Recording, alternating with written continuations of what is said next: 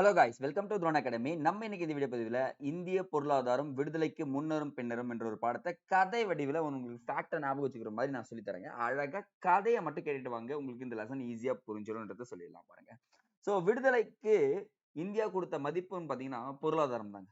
ஆங்கிலேயர்கள் இங்க உள்ள வந்தது காரணமே என்னன்னு பார்த்தீங்கன்னா பொருளாதாரத்துக்காக மட்டும்தான் வந்தான். அந்த பொருளாதாரம் இந்தியாவை எப்படி அஃபெக்ட் பண்ணுச்சு, அடுத்தது விடுதலைக்கு பிறகு பொருளாதாரம் நம்ம எப்படி growth பண்ணோம் அப்படின்ற லெசன் தான் இந்த லெசன். இந்த லெசன் முழுக்க முழுக்க தேர்வுக்கு ரொம்ப ரொம்ப இம்பார்ட்டன்ட் லெசன். பார்த்துட்டே வந்துருங்க guys. ஓகே, அப்போ ஆங்கில ஆட்சி காலத்தின் போது இந்தியா பெற்ற அனுபவங்களும் விடுதலை அடைந்த பிறகு எடுத்த முயற்சிகளும் தான் இந்த டாபிக் ஃபுல்லாவே இருக்கும். ஸோ ஜஸ்ட் நம்ம இதெல்லாம் ரீட் பண்ணிக்கலாமே. இந்தியான்ற ஒரு பெரிய நாட்டுல வளம் அதிகமா இருக்குன்னு தெரிஞ்ச ஐரோப்பியர்கள்ல முதல்ல வந்தது யாருன்னு பாத்தீங்கன்னா வாஸ்கோட காமா. வாஸ்கோட காமா கோழிக்கோட்டுக்கு வந்த உடனே மன்னர் சாமரின் அப்படின்னு சொல்லக்கூடியவர், சாமரின் அவர் தான் வந்து பாத்தீங்கன்னா வரவேற்கிறாருங்க. அப்படியே கதையை கேட்டுனே வாங்க. சாமரின் வரவேற்று என்ன பண்றாரு, கோழிக்கோட்டுல நீ ஒரு வணிக தளத்தை அமைச்சுக்கோ அப்படின்னு சொல்லிட்டு சொல்றாரு. எந்த ஆண்டு வந்தாருன்றது முக்கியங்க. 1498ஆம் ஆண்டு மே 20ஆம் தேதி வர்றாரு. அப்பதான் ஸ்டார்ட் ஆகுது கடல் வணிகம் அப்படின்னு சொல்றாங்க. அப்போ இந்தியாவிற்கு முதல்ல வணிகம் செய்ய வந்த ஐரோப்பியர்கள் கேட்டாங்கன்னா போர்ச்சுகீசியர்கள். அப்ப அந்த வணிகம்ன்றது பொருளாதார நடவடிக்கைக்காக வந்தாங்க. பட் ஆனா கடைசி என்ன ஆயிடுச்சு, அரசியல் ஆதிக்கமும் செலுத்த ஆரம்பிச்சிட்டாங்க, நாடு பிடிக்கும் கொள்கையும் ஆரம்பிச்சிட்டாங்க அப்படின்னு சொல்றாங்க. அப்புறம் ரெண்டாவதா வந்தவங்க ஆங்கிலேயர்கள். இந்த ஆங்கிலேயர்கள்ல வர்றப்போ ஜஹாங்கீர் முகலாய மன்னர், அவர் வந்து ஆட்சி பண்ணிட்டு இருக்காரு டெல்லியில. ஜஹாங்கீர் வந்த உடனே ஆட்சி பண்ணிட்டு இருக்கப்போ தாமஸ் ரோ அப்படின்றவரு வராரு. தொழிற்சாலை அமைக்கணும்னு சொல்றாரு. ஓகே குடுத்துடலான்றாரு. ஆனா அதுக்கு முன்னாடி ஒருத்தர் வந்திருப்பாருங்க. யாருன்னா வில்லியம் ஆங்கிங்ஸ் அப்படின்னு சொல்லக்கூடியவர். வில்லியம் ஆக்கிங்ஸ். அவர் வந்து அனுமதி கேட்பாரு. இல்ல தம்பி, அனுமதி எல்லாம் கொடுக்க முடியாது. ஆல்ரெடி போர்ச்சுகீசியர்கள் நல்லா வணிகம் பண்ணிட்டு இருக்காங்க. எனக்கு எதனா தேவைன்னா தருவானுங்கன்னாங்க. பட் ஆங்கிலேயர்கள் என்ன பண்றான், சரிங்க தர முடியாது தானே, நான் கொஞ்ச நாள் இங்க தங்கிடுறேன் உங்க பக்கத்துல, எனக்கு உங்களுக்கு எதனா உதவினா சொல்லுங்க நான் செய்யறேன்னு சொல்றான். அப்ப திடீர்னு போர்ச்சுகீசியருக்கு இவருக்கு பிரச்சனை வரப்போ ஆங்கிலேயர்கள் வலிமையை காமிச்சிடுறாங்க. இதை பார்த்த உடனே ஜஹாங்கீருக்கு ஓகே அனுமதி கொடுத்துடலாம். இவங்களுக்கு அனுமதி கொடுத்துட்டுனா நம்ம என்ன பண்ணலாம் பாத்தீங்கன்னா, நமக்கு எதனா பாதுகாப்புனா தருவோம், உதவுவாங்க அப்படின்னு சொல்லிட்டு நம்பிட்டாரு. ஓகே, இதுதாங்க காரணமே. அப்ப ஜஹாங்கீர் அனுமதி பெற்றுதான் ஆங்கிலேயர்கள் என்ன பண்ணாங்க, வணிக மையத்தை அமைத்தார்கள். அப்ப யார் பாத்தீங்கன்னா தாமஸ் ரோ. இவர் தான் எக்ஸாம்ல கேட்பாங்க. தாமஸ் ரோ 1614 சரிங்களா, 1614 அப்படின்னு சொல்லிட்டு ஆரம்பிக்குதுங்க. அடுத்ததுங்க ஒரு ஒரு போர் நடக்குது. ஆல்ரெடி உங்களுக்கு தெரியும், வணிகம் செய்ய வந்த எல்லாருமே என்ன பண்ணுவாங்க, நாடு பிடிக்கும் கொள்கையிலும் ஈடுபடுவாங்கன்னு சொல்லியிருப்போம். அப்ப என்னன்னா பிளாசிக் போர் 1757ஆம் ஆண்டு பிளாசிக் போர்னு ஒரு போர் நடக்குதுங்க. அந்த போர்ல தான் அரசியல் சக்தியாக உருவெடுக்கிறாங்க. ராபர்ட் கிளைவ் என்ற என்ன பண்றாருன்னா, வங்காளத்துல பயங்கரமான சிராஜுத்தௌலாவை அடிச்சு துவம்சம் பண்ணி என்ன பண்றாரு, பயங்கரமான வலிமையை பெற்றவர்னு காமிக்கிறாரு. இவங்க வலிமையா இருக்கிறதுக்கு காரணம் என்னன்னா, முகலாய மன்னர்களிடம் கப்பல் படை இல்லை. ஆனா ஆங்கிலேயரிடம் கப்பல் படை இருந்தது. இதுதாங்க என்டையர் ஸ்டோரி அதாங்க. அப்ப ஆங்கிலேயர் உள்ள வராம இருந்து தடுத்திருக்கலாம்னா நம்ம கிட்ட கப்பல் படை இல்ல முகலாயர்கிட்ட. அதனாலதான் என்ன பண்றாங்க, கப்பல் படை, பீரங்கி படை எல்லாத்தையும் வச்சு துவம்சம் பண்ண ஆரம்பிச்சிட்டாங்க. அப்ப ஆங்கிலேயர்கள் உள்ள வந்து மிகப்பெரிய சக்தியா உருவெடுத்துட்டாங்க. சோ அது வரைக்கும் கிழக்கிந்திய கம்பெனி, ஈஸ்ட் இந்தியா கம்பெனின்னு சொல்லக்கூடியவர்கள் தான் ஆட்சி பண்ணிட்டு இருக்காங்கப்பா. ஈஸ்ட் இந்தியா கம்பெனி இவங்க தான் ஆட்சி பண்ணிட்டு இருக்காங்க. இப்போ 1857 இருந்து 1757 இருந்து 1858 கிட்டத்தட்ட 100 ஆண்டுகள் கிழக்கிந்திய கம்பெனி ஆட்சி நடத்துது. வணிக சுரண்டல் பயங்கரமா இருந்துச்சுங்க. கொஞ்சம் நஞ்சம் வணிக சுரண்டல் கிடையாதுங்க. சுரண்டல் மட்டுமே இருந்துச்சு. ஆனா பெரும் கழகம் நடக்குது. 1857ல பெருங்கலகம் நடந்த உடனே 1858ஆம் ஆண்டு ஈஸ்ட் இந்தியா கம்பெனி ஒழிக்கப்பட்டு டைரக்ட் கிரவுன் கிட்ட போயிடுதுங்க. டைரக்ட் கண்ட்ரோல் டு கிரவுன், அவ்வளவுதாங்க. நேரடி கட்டுப்பாட்டுக்கு போயிட்டாங்க. கிரவுன் தான் இனிமே இனிமே நான் பாத்துக்கிறேன் தம்பி, ஈஸ்ட் இந்தியா கம்பெனி என்ன பண்றோம் கலைச்சிருங்க அப்படின்னு சொல்லிட்டாங்க. இது வந்து பாத்தீங்கன்னா மிகப்பெரிய தாக்கத்தை ஏற்படுத்துச்சு. ஏன்னா யோசிச்சு பாருங்க guys, நான் ஒரு படம் போடுறேன். இந்த படத்துல உங்களுக்கு புரிஞ்சிரும் ஆங்கிலேயர்கள் என்ன பண்ணாங்கன்ட்டு. இது இந்தியா, இந்த படத்துல பாருங்க இது இங்கிலாந்துன்னு வச்சுக்கோங்க. இங்கிலாந்து இந்தியாவுல விளையக்கூடிய பருத்திகளை கொண்டு போறாங்க. என்னதுங்க, பருத்தி. இந்த பருத்தி துணிகள், பருத்தி எல்லாமே கொண்டு போயிட்டு இந்தியால இருந்து எடுத்துட்டு போயிட்டு இங்கிருந்து முழுமை பெற்ற பொருட்களா, தட் மீன்ஸ் ஃபினிஷ்டு குட்ஸ்னு சொல்லுவாங்கல்ல, ட்ரெஸ்ன்னு சொல்லலாம். நீ எடுத்துட்டு போனது ரா மெட்டீரியல், ஓகேங்களா, உதிரி பாகங்கள். ஆனா இங்க வந்து ஃபினிஷ்டு குட்ஸா வருது. நீ 10 ரூபாய்க்கு வாங்கிட்டு போன, என்னது ரா மெட்டீரியல் பருத்தி எத்தனை ரூபாய்க்கு வாங்கி போற, 10 ரூபாய்க்கு வாங்கி போற. ஆனா விற்கும் போது ஒரு துணியை 100 ரூபாய்க்கு விற்கிற. கிட்டத்தட்ட 90 ரூபாய் லாபமா பாருங்க. எவ்வளவுங்க லாபம், 90 ரூபாய். இதுதான் வணிக சுரண்டல் ஆங்கிலேயர்கள் பயன்படுத்தியது. அவங்க தெளிவா தெரிஞ்சுக்கினாங்க, இந்தியாவுல வளம் அதிகமா இருக்கு, இந்த வளத்தை நம்ம கொள்ளடிக்கணும்னா நம்ப நம்ப வழி தான் பயன்படுத்தணும்னு சொல்லிட்டு வணிக சுரண்டல் முறைய பயன்படுத்த ஆரம்பிச்சாங்க. அப்போ மிகப்பெரிய கொள்ளையடித்தவர்கள் யாருன்னா, ஆங்கிலேயர்கள் தான். அப்ப ஆங்கிலேயர் காலத்த நம்ம 3ஆ பிரிக்கலாம். வணிக மூலதன காலம், தொழில் மூலதன காலம், அப்புறம் வந்து பார்த்தீங்கன்னா, நிதி மூலதன காலம். வணிகம்னா வணிகம் செய்ய வந்து கொள்ளடிச்சேன். அப்புறம் தொழில் செய்து கொள்ளடிச்சேன். அப்புறம் இருக்கிற பணத்த எல்லாத்தையும் கொண்டு போனேன். அதுதான். இது ஜஸ்ட் நீங்க புக்ல படிச்சீங்கன்னா வேற வேற மாரி இருக்கும். நான் சொல்ற கான்செப்ட் பாருங்க அப்படியே. வணிக மூலதன காலம். நம்ம சொன்னோம் பார்த்தீங்களா, பிளாஸ்டிக் போர் முடிஞ்ச உடனே 1813ஆம் ஆண்டு வரை 1757 முதல் 1813ஆம் ஆண்டு வரை வணிக மூலதன காலம். ஐயா, நான் வந்து வணிகம் செஞ்சுக்கிறேன் ஐயா, வணிகம் செஞ்சுக்கிறேன் ஐயா அப்படின்னு சொல்லிட்டு பொருட்களை முற்றுரிமையாக வாங்கி லாபம் ஈட்டினாங்கப்பா. எந்த பொருள் வந்தாலும் விக்க ஆரம்பிச்சுட்டாங்க. ஏன்னா அப்பல்லாம் கெஞ்சுனாங்க. தட்ஸ் மீன் எப்படின்னா, நான் செஞ்சுக்கிறேன் செஞ்சுக்கிறேன்னு அனுமதி வாங்கி வாங்கி பண்ணிட்டே இருக்காங்க. அது மட்டும் இல்லாம, இந்தியாவே சுரண்ட ஆரம்பிச்சுட்டாங்க அதே காலத்துல. ஓகேங்களா? அந்த இடத்துல என்ன ஆயிடுச்சு? சுரண்ட ஆரம்பிச்சுட்டாங்க. பாருங்க நான் சொன்னேன் பார்த்தீங்களா, உபரிகளை இங்கிலாந்துக்கு கடத்துவதில் நிர்வாகம் வெற்றி பெற்றது. நான் சொன்ன அந்த படத்துல இருக்க பாயிண்ட்ஸ் அப்படியே இங்க இருக்கும். ஜெயிச்சிட்டாங்களா? எல்லாவற்றிற்கும் மேலாக வணிகம் செய்றவன் ஊழல் நிறைந்தவரா இருந்தாங்க. இதுதாங்க பிரச்சனை. நேர்மையற்றவராகவும், ஊழல் நிறைந்தவர்களாகவும் இருந்தனர். அப்ப இந்த இடத்துல பாருங்க, எல்லாருமே தட்ஸ் மீன் ஆங்கிலேயர்கள் வணிகம் செய்றவங்க எல்லாருமே ஊழல் நிறைந்தவர்களா இருந்தாங்க. இந்த படம் தான் வந்து பார்த்தீங்கன்னா, வணிக மூலதன காலம். அப்ப வணிகம் செய்ய வந்த நீங்க கெஞ்சி கெஞ்சி வணிகம் செஞ்சு, உபரி பொருட்களை கொண்டு போயிட்டு என்ன பண்ணீங்க? ஃபுல் ரா மெட்டீரியலா எடுத்துன்னு போனத பினிஷ்டு குட்ஸா எடுத்துன்னு வந்து, மொத்தமா இங்க இன்வெஸ்ட் பண்ணி ஜெயிச்சுட்டீங்க அப்படின்னு போறீங்க. சரிங்க சார். வணிகம் செஞ்ச நீங்க எப்படி தொழில தொடங்குனீங்கன்னு பார்த்தீங்கன்னா, இங்க பாருங்க. இதுதான் தொழில் மூலதன காலம். அப்படியே அடுத்த வருஷமே ஸ்டார்ட் ஆகுது. 1813 இருந்து 1858 பெருங்கழகத்துக்கு 1 வருஷம் கழிச்சு. அது வந்து பார்த்தீங்கன்னா, தொழில் மூலதனம். என்ன ஆயிடுச்சுன்னா, எடுத்துட்டு போன துணிகள் எல்லாமே ஒரு சில நேரங்கள்ல சுங்க வரி, இந்த வரின்னு போட்டு வச்சிருப்பாங்க சிறு சிறு மன்னர்கள். மன்னர்கள் எல்லாருமே அடிச்சு துவம்சம் பண்ணிட்டு, துணிகளின் சந்தையாக இத மாத்திட்டாங்கப்பா. அப்ப இந்தியாவ என்ன ஆயிடுச்சுன்னா, துணிகளின் சந்தையாக மாறுனது இல்லாம, மலிவு விலையில் பெறப்பட்ட கச்சா பொருட்கள் இங்கிலாந்துக்கு ஏற்பட்ட சேம் டயலாக் தான். அது மூலியமா என்ன ஆகுதுன்னா, இந்தியாவுல தயாரிச்சவன் பாதிக்கப்பட்டானா பாருங்க. அவர் கஷ்டப்பட்டு போயிட்டு என்ன பண்றாரு, நம்ம கையில நெசவும், அவங்க போய் மிஷின்ல கொண்டு வந்து என்ன பண்றாங்க, மொத்தமா சேல் பண்ண வச்சாங்க. அப்போ உள்ளூர் வியாபாரிகள் பாதிக்கப்பட்டனர். இந்தியாவின் பாரம்பரிய கைவினை பொருட்கள் என்ன ஆயிடுச்சுன்னா, புறக்கணிக்கப்பட்டதுன்றாங்க. அது தொழில் மூலதனம். அப்ப தொழில் தொடங்குறான்னா, ஒருத்தனுடைய தொழில் என்ன பண்றோம்? கண்டிப்பா முடக்கி விடுவாங்க. அப்போ அவங்க இங்க தொழில் தொடங்கிய காரணத்தால, பாரம்பரிய கைவினை அறிஞர்கள் என்ன ஆயிட்டாங்க பார்த்தீங்கன்னா, இங்க அடிபட ஆரம்பிச்சுட்டுன்னு சொல்றாங்க. அடுத்த டாபிக் நிதி மூலதன காலம். கிட்டத்தட்ட 19ஆம் நூற்றாண்டு இந்தியா விடுதலை அடையும் காலம் வரை 3வது கட்டம். இருக்கிறது எல்லாத்தையும் சுரண்டுப்பா. சரிங்க சார். சுரண்டுனீங்க. என்ன பண்ணீங்கன்னா, ஆனா ஆக்சுவலா இந்த நிதி மூலதன காலத்துல எனக்கு ரொம்ப புடிச்ச விஷயம் என்னன்னா, புடிச்ச விஷயம் சொல்ல முடியுமா? சொல்லாங்க. அக்செப்ட் பண்ணிக்கலாம். ரொம்பவும் சொல்ல மாட்டேன். ஏன்னா, அவன் நம்ம கிட்ட இருந்து பொருள எடுத்து நம்மளயே வச்சு செய்வான்னு சொல்லுவாங்கல்ல, அந்த மாரி தான். நம்ம கிட்ட இருந்து கொள்ளடிச்ச காசுல இருப்பு பாதை, சாலை வசதிகள், அஞ்சலகத்துறை, வங்கிகள், கல்வி இது எல்லாத்தையும் குடுத்தான். யாருக்காகன்னா, அவனுக்காக. இப்ப புரியுதுங்களா உங்களுக்கு? அவனுக்காகவே என்ன பண்ண ஆரம்பிச்சுட்டான்னா, எல்லாத்தையும் குடுக்க ஆரம்பிச்சுட்டான். இதுதாங்க பெரிய கொள்ளையிலே கொள்ள, பெரிய பகல் கொள்ளைன்னு சொல்லலாம். அப்போ இப்போ பினான்ஸ் டிபார்ட்மெண்ட்லாம் இருக்காங்க பார்த்தீங்களா? அந்த மாரி. நான் உன்கிட்ட தான்ப்பா வரி வசூல் பண்ணேன். அதன் மூலியமா எனக்கு இப்ப நான் ரயில் பாதை அமைக்கிறதால என்னுடைய குட்ஸ் எல்லாமே ஈஸியா கொண்டு போலாமா? அதுதாங்க நிதி மூலதன காலமா அமைஞ்சுச்சு. அப்ப உட்கட்டமைப்பு வசதிகளை சரி பண்ணது தான் நிதி மூலதன காலம் அப்படின்னு சொல்லிட்டு 3ஆ பிரிக்கிறோங்க. இப்படி நீங்க கான்செப்ட் வைஸா தெரிஞ்சுக்க. காய்ஸ் ஒரே ஒரு விஷயம் எக்கனாமிக்ஸ் பொறுத்தவரைக்கும் நான் சொல்லியிருக்கேன். எக்கனாமிக்ஸ் கஷ்டம் கிடையாது. நம்ம புரிஞ்சுகிட்டு படிக்க ஆரம்பிக்கணும். இந்த ஃபேக்ட் இதெல்லாம் படிக்கிறதெல்லாம் நிறுத்திக்கங்க. ஏன்னா டிஎன்பிஎஸ்சி அப்படி கேட்கறது கிடையாது. இப்ப எல்லாமே புக்ஸ்ல இருந்து டைரக்ட்டா கேட்கறது கிடையாது. கான்செப்ட் வைஸ் தான் கேட்கறாங்க. அதனால இப்ப கான்செப்ட் இந்த 3 மூலதன காலங்கள் தெரிஞ்சுக்கணும்.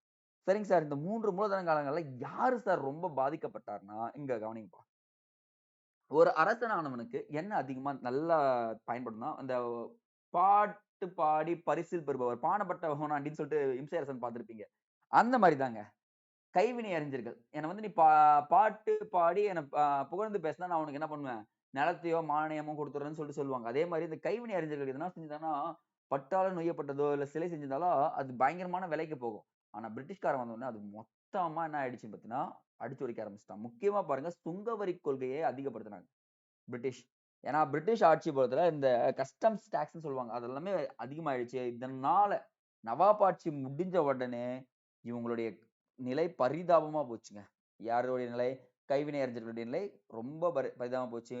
அது மாரி இந்த இயந்திரங்கள் தயாரிப்பும், இந்திய கைவினை தயாரிப்பும் போட்டியிட முடியாம வீழ்ச்சி அடைய ஆரம்பிச்சதுன்னு சொல்லிட்டு சொல்றாங்க. இதுதாங்க அந்த மூலதன காலத்துல ஏற்பட்ட தாக்கம் அப்படின்னு நீங்க எடுத்துக்கலாம். Next guys. சரிங்க சார். இப்போ வணிகம் செஞ்சுட்டாங்க. தொழில் தொடங்கிட்டாங்க. நிதி மூலமா பொருட்கள் எடுத்துன்னு போயிட்டாங்க. அப்புறம் நீங்க பார்த்தீங்கன்னா, நீங்க சொன்னீங்க. ஆ கைவினை அறிஞர்கள்லாம் போயிட்டாங்க. அப்ப விவசாயத்துல என்ன சார் பண்ணாங்கன்னு பார்த்தீங்கன்னா, விவசாயத்துல தாங்க இவங்க பண்ண பெரிய தாக்கமே. என்ன கொண்டு வராங்கன்னா, நிலம் எல்லாமே அரசர்கிட்ட இருந்துச்சு. அப்போ ஃபார் எக்ஸாம்பிள் சீமராஜான்னு ஒருத்தர் இருந்தாருன்னா 100 ஏக்கரா வச்சுக்கலாம். ஓகேங்களா? அப்ப 100 ஏக்கரா ஒருத்தன்கிட்ட இருக்கிறப்போ இவருக்குள்ள யோசிக்குது. ஏன் இவனே ஃபுல்லா சாப்பிடுறான். நமக்கு எப்ப தரப்போறான் அப்படின்னு யோசிச்சு, இந்த இடத்துல என்ன பண்றாங்கன்னா, நிலங்கள பிரிக்கிறாங்க. நிலம் யாருக்கு சொந்தம்? யார் அறுவடை செய்வது? நில வருவாயை அரசுக்கு செலுத்துபவர் யார்? அப்படின்ற ஒரு பிரச்சனை வந்துச்சு. அப்போ இந்த இடத்துல பாருங்க, 3 விதமான நிலவரிய விதிக்கிறாங்க. ஜமீன்தாரி முறை, மகள்வாரி முறை, ரயத்வாரி முறை அப்படின்னு சொல்லக்கூடியது. இந்த 3மே எக்ஸாம்ல கேட்பாங்க காய்ஸ். ரொம்ப ரொம்ப இம்பார்ட்டன்ட். இது வந்து பார்த்தீங்கன்னா, ஐஎன்எம்லயும் வரும், எக்கனாமிக்ஸ்லயும் வரும், ஜியோகிராஃபிலயும் வரும். அப்போ இந்த டாபிக் நீங்க தெரிஞ்சுக்கிட்டீங்கன்னா ஈஸியா முடிச்சிடலாம்.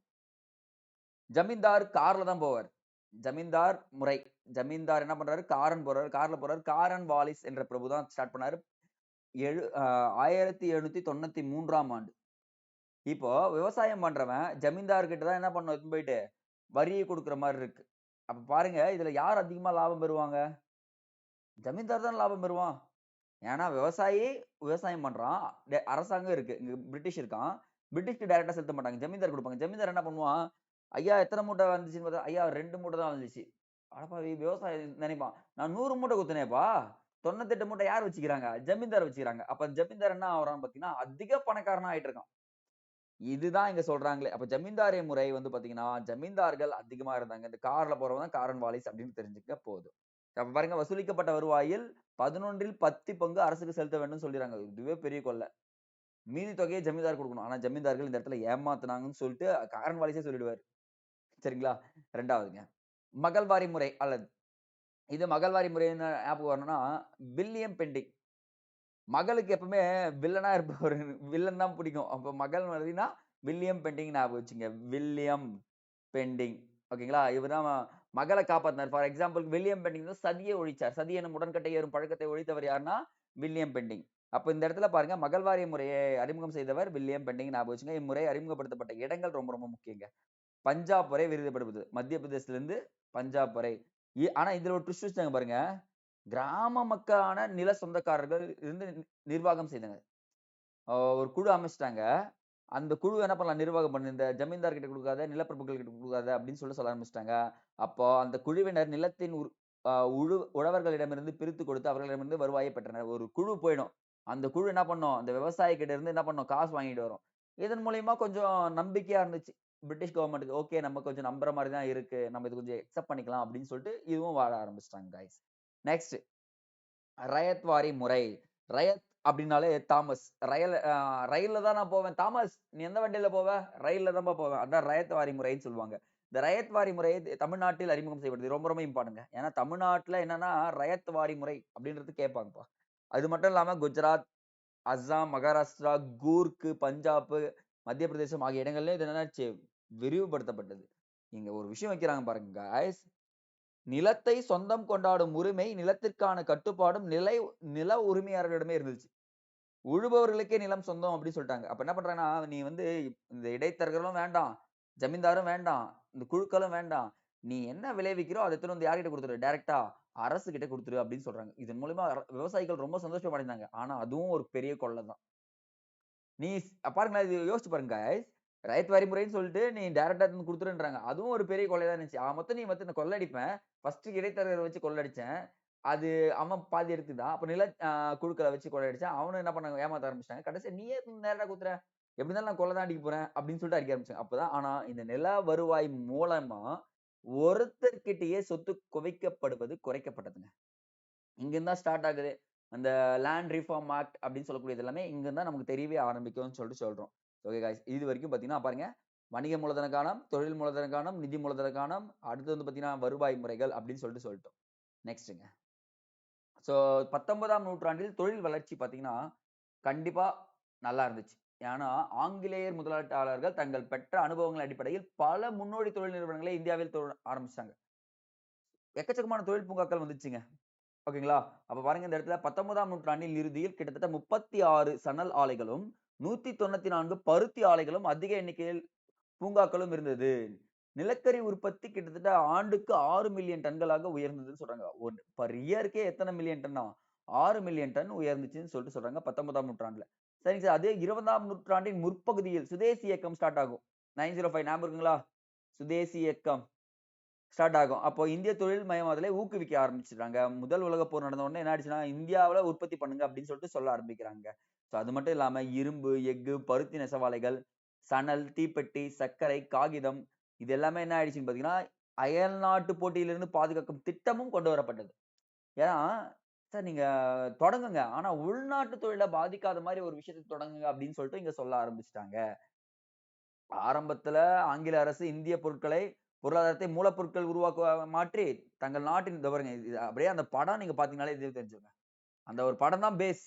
நம்ம ஃபர்ஸ்ட் படம் பாருங்க. அந்த படம் தான் பேஸ். அத வச்சுட்டீங்கன்னா போதும். இந்திய தொழிலாளர்களின் உழைப்பையும் பெருமளவில் உறிஞ்சினார்கள் அப்படின்னு சொல்லிட்டு சொல்றாங்க. உண்மைங்க. இந்த பிரிட்டிஷ் எப்பவுமே பிரிட்டிஷ் பண்ண ஒரு விஷயம் எனக்கு தேவையானது குடுத்துருங்க. ப்ராஃபிட் மட்டும் தான் மைண்ட்ல வச்சுட்டு போயிட்டு இருந்தாங்க.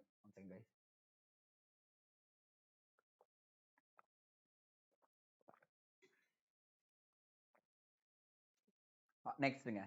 ஆங்கிலேயர் ஆதிக்கத்தால் பொருளாதாரத்தில் ஏற்பட்ட பிரச்சனைகள்னு சொல்லிட்டு நான் ஒரு லிஸ்ட் அவுட் குடுத்துருக்கேன். இந்த லிஸ்ட்டோட ஜஸ்ட் பார்த்துக்கங்க.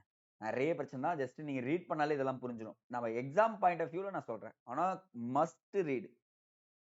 ஏன்னா, இதெல்லாம் சொல்லிட்டு போணும்னா நமக்கு டைம் எடுக்கும். பட் ஆனா இது ஈஸியா புரியிற மாரி இருக்கும். அதனால நம்ம இத ஸ்கிப் பண்ணிக்கலாம். சரிங்க சார். அடுத்தது தொழில் கொள்கை. விடுதலைக்கு பிறகு எப்படி அமைஞ்சுச்சுன்னு பார்க்கலாம். இதுவரைக்கும் ஆங்கிலேயர்கள் பண்ணது எல்லாமே சொல்லிட்டீங்க. 1948ஆம் ஆண்டு நம்ம எப்ப சுதந்திரம் வாங்குனோம்? 47. 47ல சுதந்திரம் வாங்குன உடனே நமக்கு 2 பிரச்சனைங்க. ஃபர்ஸ்ட் வந்து சாப்பாடு. அப்புறம் என்ன பண்ணோம்? வேளாண்மைய ஊக்குவிக்கணும். 2வது எனக்கு ஒரு பெரிய பிரச்சனைன்னா, வேலை இல்ல. வேலை வேணும்னா என்ன பண்ணணும்? தொழிற்சாலைகள ஊக்குவிக்கணும். இந்த 2 பிரச்சனையும் தான் ஃபர்ஸ்ட் வந்து நிக்குது. ஆசியாவின் 3வது முக்கியமான பொருளாதாரம் யாருன்னு பார்த்தீங்கன்னா, இந்தியா தான். யாருக்கு அடுத்தபடியானா, சைனாவுக்கும், ரஷ்யாவுக்கும் அடுத்தபடியா. அப்படி சொல்லலாம். ரஷ்யாவுக்கும், சைனாவுக்கும் அடுத்தபடியா பொருளாதாரத்துல 3வது நாடு யாருன்னு பார்த்தீங்கன்னா, இந்தியா அப்படின்னு சொல்றாங்க. 70 ஆண்டு கால விடுதலை வாழ்க்கை வரலாற்றை மாற்றுவதாக சில மாற்றத்தை ஏற்படுத்துனாங்க. பட் ஆனா நீங்க தொழில் கொள்கைய பார்த்து 1900 விடுதலை அடைஞ்ச உடனே தொழில் கொள்கை 1948ஆம் ஆண்டு அறிவிக்கப்படுது. 56, 77, 80, 91. 91 ரொம்ப ரொம்ப important. LPG liberalisation, privatisation, globalisation சொல்லுவாங்க. தாராளமயமாதல், தனியார்மயமாதல், உலகமயமாதல் அப்படின்னு சொல்லிட்டு நம்ம எடுத்துக்கலாமே. சோ இது 3மே வரவாசி தான் நம்ம அதிக வேலை வாய்ப்புகள் ஈர்க்கப்பட்டது அப்படின்னு சொல்லிட்டு சொல்றாங்க. அப்போ ஒரு நாட்டின் பொருளாதார முன்னேற்றம் குறிப்பாக தொழில்மயமாதலை சார்ந்துள்ளது. இது இம்பார்ட்டன்ட். ஒரு நாட்டின் பொருளாதார முன்னேற்றம் என்பது குறிப்பாக எதை சார்ந்துள்ளது? தொழில்மயமாதலை சார்ந்துள்ளது அப்படின்னு சொல்லிட்டு சொல்றாங்க. இப்போ ஒவ்வொரு தொழில்மயமாதலை பத்தியும் ஜஸ்ட் நான் இன்ஃபர்மேஷன் மாரி சொல்றேன். நோட் பண்ணிக்கங்க காய்ஸ். இந்தியா விடுதலை பெற்ற உடனே 1948ஆம் ஆண்டு முதல் தொழில் கொள்கை நிறுவப்பட்டது. எந்த ஆண்டுனா ஏப்ரல் 6ஆம் தேதி. முதல் தொழில் கொள்கை என்னதுங்க? ஏப்ரல் 6. என்ன சொல்றாங்கன்னா, கலப்பு பொருளாதாரத்தை அறிமுகப்படுத்தியது. இதனுடைய முக்கிய நோக்கமே என்னது? கலப்பு பொருளாதாரம். What is the mixed economic? What is mixed எக்கானமினா private sector plus public sector. பொதுத்துறையும், தனியார் துறையும் சேர்ந்து செயல்படுவது தான் என்ன சொல்றோம் நண்பா? கலப்பு பொருளாதாரம்னு சொல்லிட்டு சொல்லியிருந்தோம். அப்போ 1948ஆம் ஆண்டு கலப்பு பொருளாதாரத்த எடுத்துட்டு வாங்க அப்படின்னு சொல்லிட்டு சொல்லிட்டாங்க. ஆனா, தனியார் துறைக்கும் கொஞ்சம் கொஞ்சம் தொழில்கள குடுக்க ஆரம்பிச்சாங்க. பாருங்க, மைய அரசின் கட்டுப்பாட்டுல சில துறைகள் இருக்கு. ரயில்வே, ராணுவ தளவாடங்கள், அணு ஆற்றல், தபால் துறை. இது எல்லாமே யார்கிட்ட இருக்கு?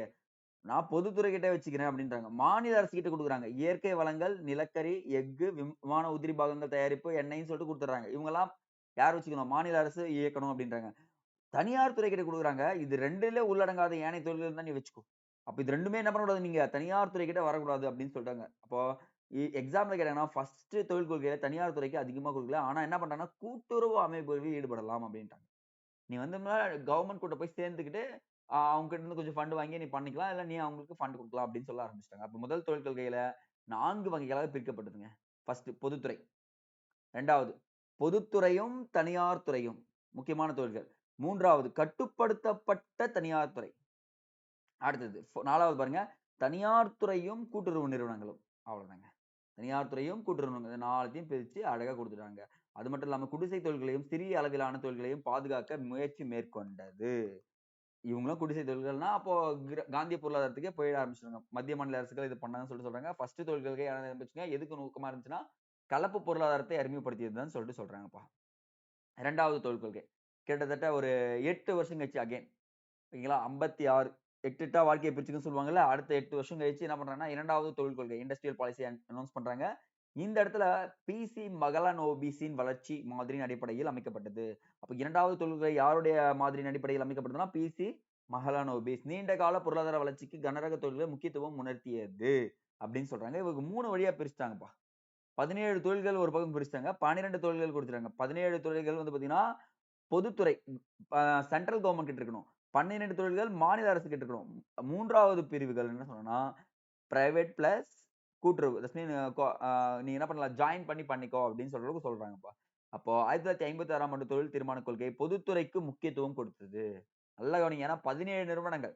ஃபர்ஸ்ட் கலப்பு பொருளாதாரம். 2வது பாருங்க தொழில் கொள்கை பொதுத்துறைக்கு முக்கியத்துவம் கொடுத்தது. ஓகேங்களா? தனியார் துறையும் நியாயமான முறையில் நடத்தப்பட்டது. ஃபர்ஸ்ட் மாரிலாம் கிடையாது. ஓரளவு நீ நியாயமா பண்ணிக்கோ அப்படின்னு சொல்லிட்டு சொல்றாங்க. நேரடி மானியம் குடுக்குறாங்க. எதுக்குன்னு பார்த்தீங்கன்னா, குடிசை தொழில்களுக்கும், சிறு தொழில்களுக்கும் என்ன பண்ண ஆரம்பிச்சுட்டாங்கன்னா, நேரடி மானியம் குடுக்குறேன். நீ என்ன பண்ண ஸ்டார்ட் பண்ண ஆரம்பிச்சுருன்னு சொல்றாங்க. இதன் மூலியமாக முதலீடுகளின் தேவை அரசு புரிந்து செயல்பட ஆரம்பிச்சது. இந்த 2 தொழில் கொள்கையும் ரொம்ப ரொம்ப இம்பார்ட்டன்ட் கைஸ். இது 2மே நீங்க படிச்சுட்டீங்கன்னா, கான்செப்ட் வைஸ் தெரிஞ்சுக்கங்க. எங்கெங்கலாம் என்ன எதுக்கு முக்கியத்துவம் குடுத்தாங்கன்றது தெரிஞ்சுக்கிட்டாலே போதும். Next easy. LPG. Liberalisation, privatisation, globalisation. Guys நெனச்சு பாருங்க. இந்தியாவுல யார் வேணுமா வந்து தொழில் தொடங்கலாம். யார் வேணுமா வந்து முதலீடு பண்ணலாம் அப்படின்னு சொல்ல ஆரம்பிக்கும்போது, இந்தியா வேலை வாய்ப்பு அதிகமா இருக்குமா? சரிங்க சார். ஒருத்தருக்கு வேலை கிடைக்கிறதால என்ன சார் நடக்க போகுது? நீ கம்பெனி ஸ்டார்ட் பண்றது வேலை கிடைக்குதுன்னா, அவனுக்கு வருமானம் கிடைக்குமா பாருங்க. காய்ஸ் இதான் ஃபார்முலா. எக்கனாமிக்ஸ் ஃபார்முலாவே தான். அவனுக்கு வருமானம் கிடைச்சா, அவன் வறுமையிலிருந்து மீண்டு வந்துருவானா? வறுமையிலிருந்து மீண்டு வந்தா அவன் என்ன பண்ணுவான்? படிக்க போவானா? கல்வி கிடைக்குமா?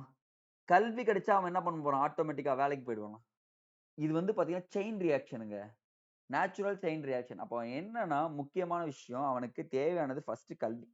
கல்வி கிடைச்சா வேலை கிடைக்கும், வேலை கிடைச்சா வருமானம் கிடைக்கும், வருமானம் கிடைச்சா வறுமை ஒழிக்கப்படும் அப்படின்னு சொல்லிட்டு தான் இந்த எல்பிஜி கொண்டு வரப்பட்டது 1991ஆம் ஆண்டு. LPG. Liberalisation, privatisation, globalisation. Narasimha Rao இருந்தாரு. அப்ப அந்த டைம்ல பிரதமரா கொண்டு வரப்பட்டது. ஞாபகம் வச்சுக்கங்க. இதன் மூலியமா தான் நெறைய கம்பெனி ஸ்டார்ட் பண்றாங்க. அவ்வளோதாங்க. சரிங்க காய்ஸ். இதுவரைக்கும் பார்த்தீங்கன்னா, தொழில் கொள்கைய பத்தி சொல்லிட்டீங்க சார். இந்த பசுமை புரட்சி. நமக்கு நீங்க சொன்னீங்க, ஃபர்ஸ்ட் வந்து வேளாண்மை, சாப்பாடு இல்லன்னு சொன்னீங்க. 2வது வேலை இல்லன்னு சொன்னீங்க. இங்க பார்த்தா இப்ப வேலை குடுத்துட்டீங்க. ஆனா இந்த சாப்பாடு தீர்க்கறதுக்கு என்ன சார் பண்ணீங்கன்னு பார்த்தீங்கன்னா, அப்பதான் இந்தியா யோசிக்கிறாங்க பசுமை புரட்சிய அறிமுகப்படுத்தலான்ட்டு. என்ன நடந்துச்சு? ஏன் பசுமை புரட்சிய கொண்டு வந்தாங்கன்றது தெரிஞ்சுக்கங்க காய்ஸ். இந்தியா பிரிக்கப்படும்போது மேற்கு பாகிஸ்தான், கிழக்கு பாகிஸ்தான் சொல்லிட்டு இருந்துச்சுங்க. இந்த பக்கத்துல பார்த்தீங்கன்னா கிழக்கு பாகிஸ்தான். இந்த பக்கம் மேற்கு பாகிஸ்தான். மேற்கு பாகிஸ்தான் சாரி மேற்கு பஞ்சாப். பஞ்சாப் சாரி பாகிஸ்தான் சொல்லிட்டேன். பஞ்சாப்ன்னு எடுத்துக்கங்க. மேற்கு பஞ்சாப்ல அதிகமா கோதுமை விளையுமாம். ஒரு அறுவடைக்கு 100 மூட்டைக்கு மேல விளையுமாம். ஆனா நம்ம கிழக்கு பஞ்சாப்ல கொஞ்சம் கம்மியா தான் விளையுமாம். சோ இதன் மூலமா என்ன ஆயிடுச்சு பிரிக்கப்பட்ட உடனே பாகிஸ்தானுக்கு எல்லாமே போயிடுச்சாம். யோசிக்கிறாங்க என்னங்க பண்றது? ஏன்னா நம்மகிட்ட எத்தன மாசம் விளையிற பயிர் இருந்துச்சுன்னா 6 மந்த் விளையிற பயிர் தான் இருந்துச்சு. 6 மாசம் விளையக்கூடிய பயிர்கள் மட்டுமே இருந்தது. இதன் மூலியமா யோசிக்கிறப்ப தான் அவருக்கு ஒரு திங்க் வருது. ஏன் நம்ம பசுமை புரட்சிய பயன்படுத்தக்கூடாதுன்ட்டு. அப்பதான் நம்ம பிலிப்பைன்ஸ்ன்னு ஒரு நாடு.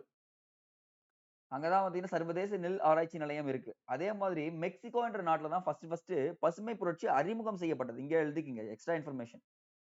மெக்சிகோ அப்படின்ற ஒரு கண்ட்ரி இருக்குங்க.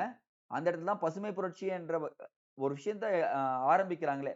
அப்ப பசுமை புரட்சியின் தந்தைன்னு ஒருத்தர் உலக பசுமை புரட்சியின் தந்தைன்னு ஒருத்தர் அழைக்கப்படுறாரு. நார்மன் போர்லக். நார்மன் போர்லக். சொல்லும்போது எழுதுங்க.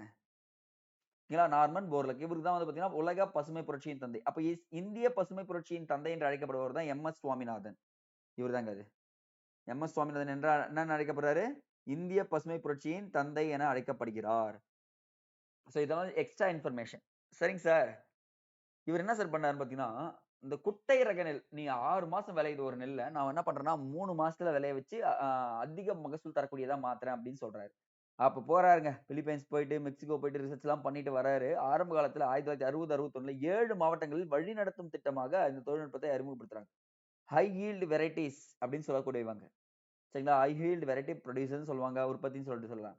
அப்ப இந்த இடத்துல என்ன ஆகுதுன்னா, வழிநடத்தும் திட்டமா அறிவிச்சு வெற்றி பெறுறாங்க. முதல்ல பயன்படுத்தப்பட்ட விதைகள் பாருங்க, கோதுமை நெல் தான்.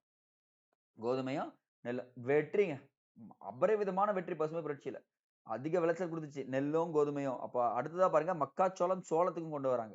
இதுக்கு மட்டும் தான் ஃபர்ஸ்ட் பசுமை புரட்சியில முக்கியத்துவம் கொடுக்கப்பட்டது. இதனால் அதிக விளைச்சல் கண்டதால இந்த யுக்திய வணிக பயிர்கள் இது எல்லாமே உணவு பயிரா?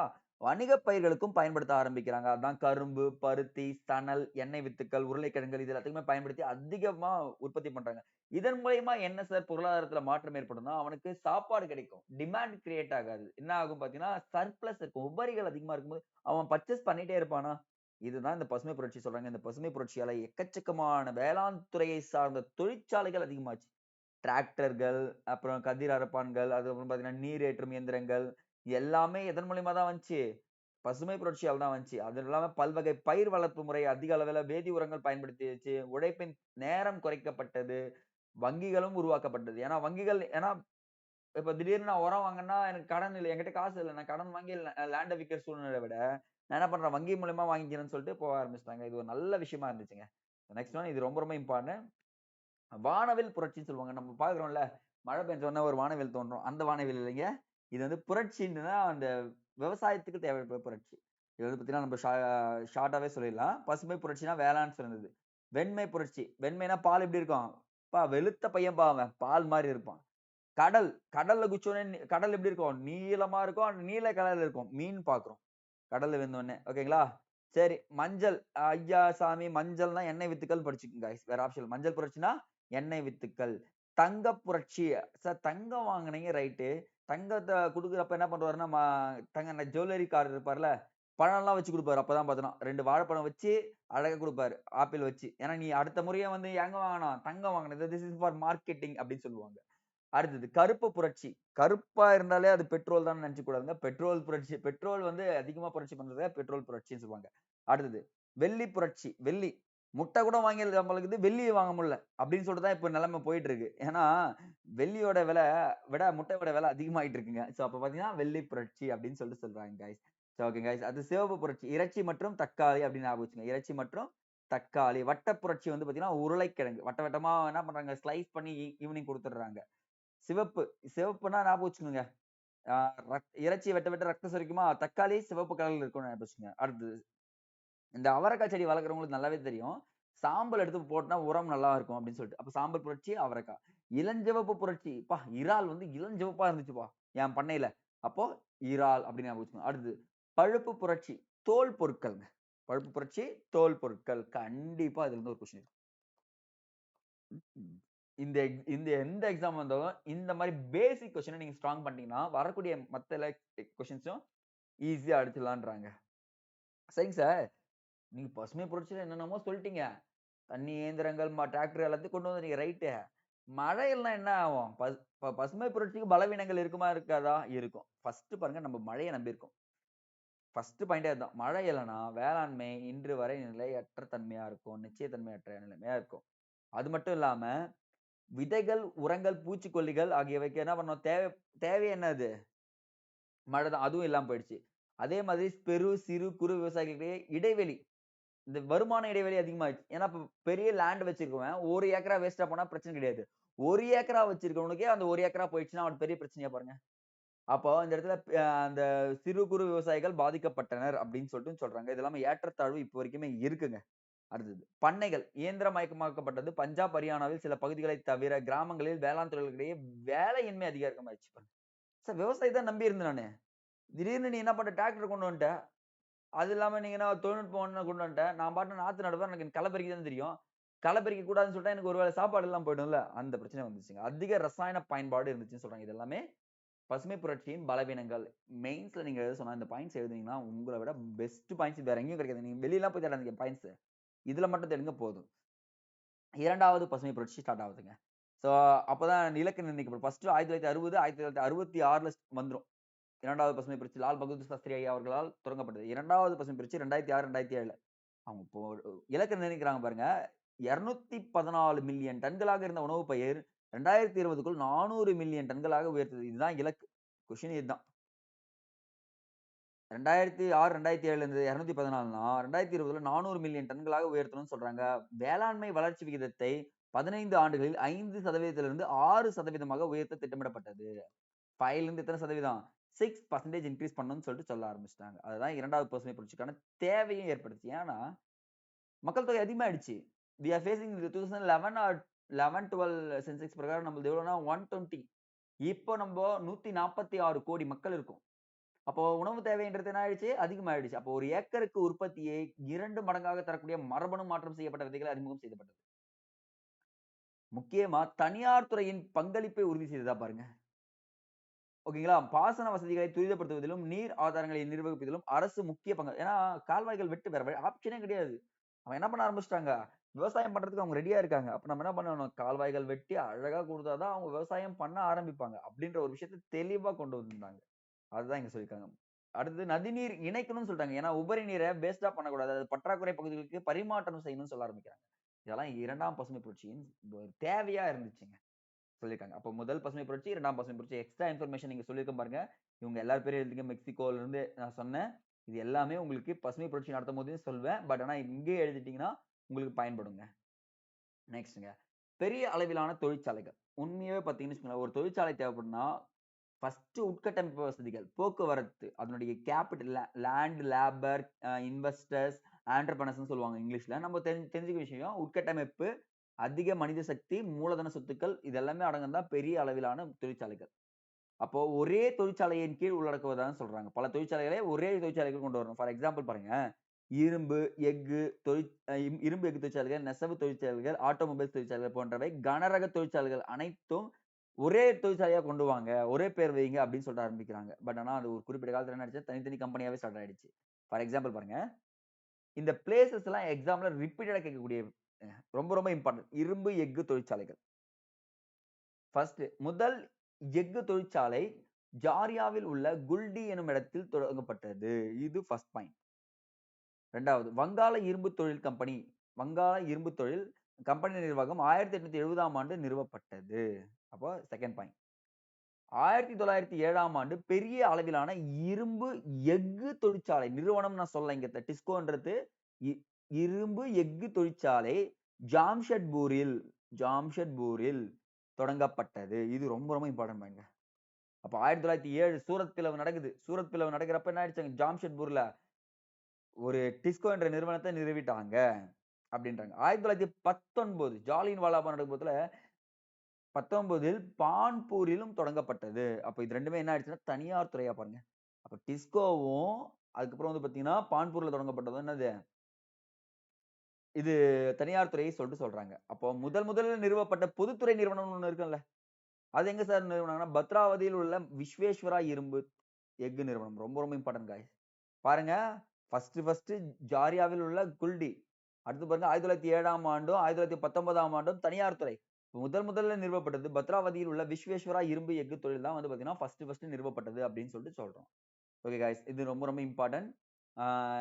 நம்ம ஒரு பொதுத்துறை எஃகு நிறுவனம்னா ஒரு ஒரு கவர்மெண்ட் வந்து நமக்கு ஹெல்ப் பண்ணிருக்கும். ஃபார் எக்ஸாம்பிள் வேற கண்ட்ரில இருக்க கவர்மெண்ட்டோ வேற அரசோ வந்து நமக்கு ஹெல்ப் பண்ற மாதிரி இருக்கும். அந்த மாதிரி தான் இருக்குங்க. ரூர்கேலா நமக்கு சார் நான் ரொம்ப ஊரா சுத்துவேன். எப்படி நான் ரொம்ப ஊரா சுத்துவேன்னா ஜெர்மனிக்கு போயிடுப்பா. ஊரா சுத்து ஓடி போகணும் ஓடி ஓடி ஓடி ஓடி சுத்துவேன். அப்படின்னு சொன்னா ஒடிசால இருக்கு ஜெர்மனி அரசு. பிலாய் மத்திய பிரதேஷ். நான் இது ஷார்ட்கட்ல சொல்றேங்க அப்புறம். அப்போ பிலாய் வந்து பாத்தீங்கன்னா மத்திய பிரதேஷ், ரஷ்யா அரசு. ஓகேங்களா? ஓகேங்களா? அடுத்து துர்காப்பூர். துர்கா வந்து பாத்தீங்கன்னா இங்க தான்ப்பா இருந்தாங்க. அப்ப துர்கா வந்து இங்க தான் இருந்தாங்க. இங்கிலாந்து அரசு. துர்காப்பூர், இங்கிலாந்து அரசு. இது மாநிலம் படிச்சுங்க. நான் ஷார்ட்கட் வீடியோல பாத்துக்கலாம். அடுத்தது பொக்காரோன்றது ஜார்க்கண்ட். ஜார்க்கண்ட்ல ரஷ்யா. இந்த ரஷ்யாக்காரங்கலாம் பொக்ரைன் போட்டு தூக்கிடுவாங்க எல்லாரையும். அப்படின்றாங்க. பர்னப்பூர்ன்றது தனியார் துறையிலிருந்து பெறப்பட்டது. ஒரு பிரைவேட் செக்டர்ல இருந்து செய்றாங்க. விசாகப்பட்டினம். விசாகம். விசாலமா இருக்கிறது ரஷ்யா ஞாபகம் வச்சுக்கோங்க. பெர்னப்பூர் அப்படின்னா தனியார் துறை நிறுவனம் 1976ஆம் ஆண்டு பெறப்பட்டது. சேலம் வந்து பாத்தீங்கன்னா இந்திய அரசு வெளிநாட்டு உதவி இல்லாமல் முதல்ல தயாரிச்சு இது ரொம்ப ரொம்ப இம்பார்ட்டன்ட். இந்திய பொதுத்துறை நிறுவனம் வெளிநாட்டு உதவி இல்லாமல் முதல்ல தொடங்குது சேலத்துல தான் தமிழ்நாட்டுல தான் ஸ்டார்ட் பண்ணிருக்காங்க. விஜயநகர்ல கர்நாடகால இந்திய அரசு அகைன் ஸ்டார்ட் பண்றாங்க.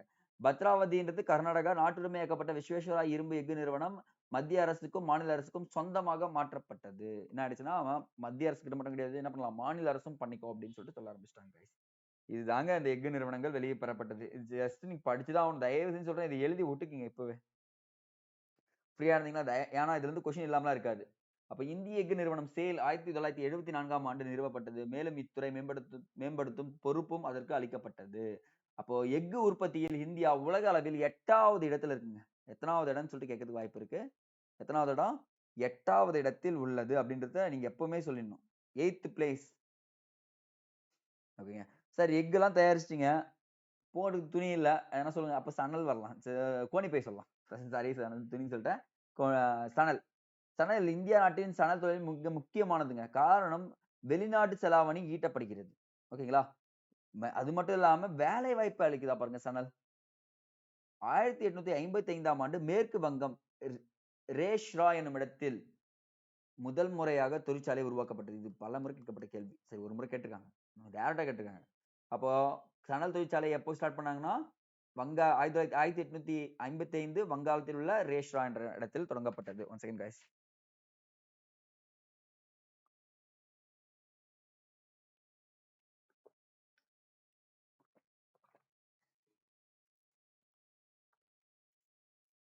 ஓகே. நெக்ஸ்ட் பாருங்க. உலக அளவில் இந்தியா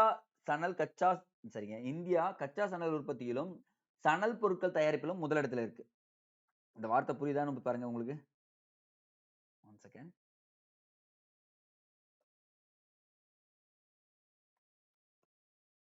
இங்க இங்க கவனிங்க.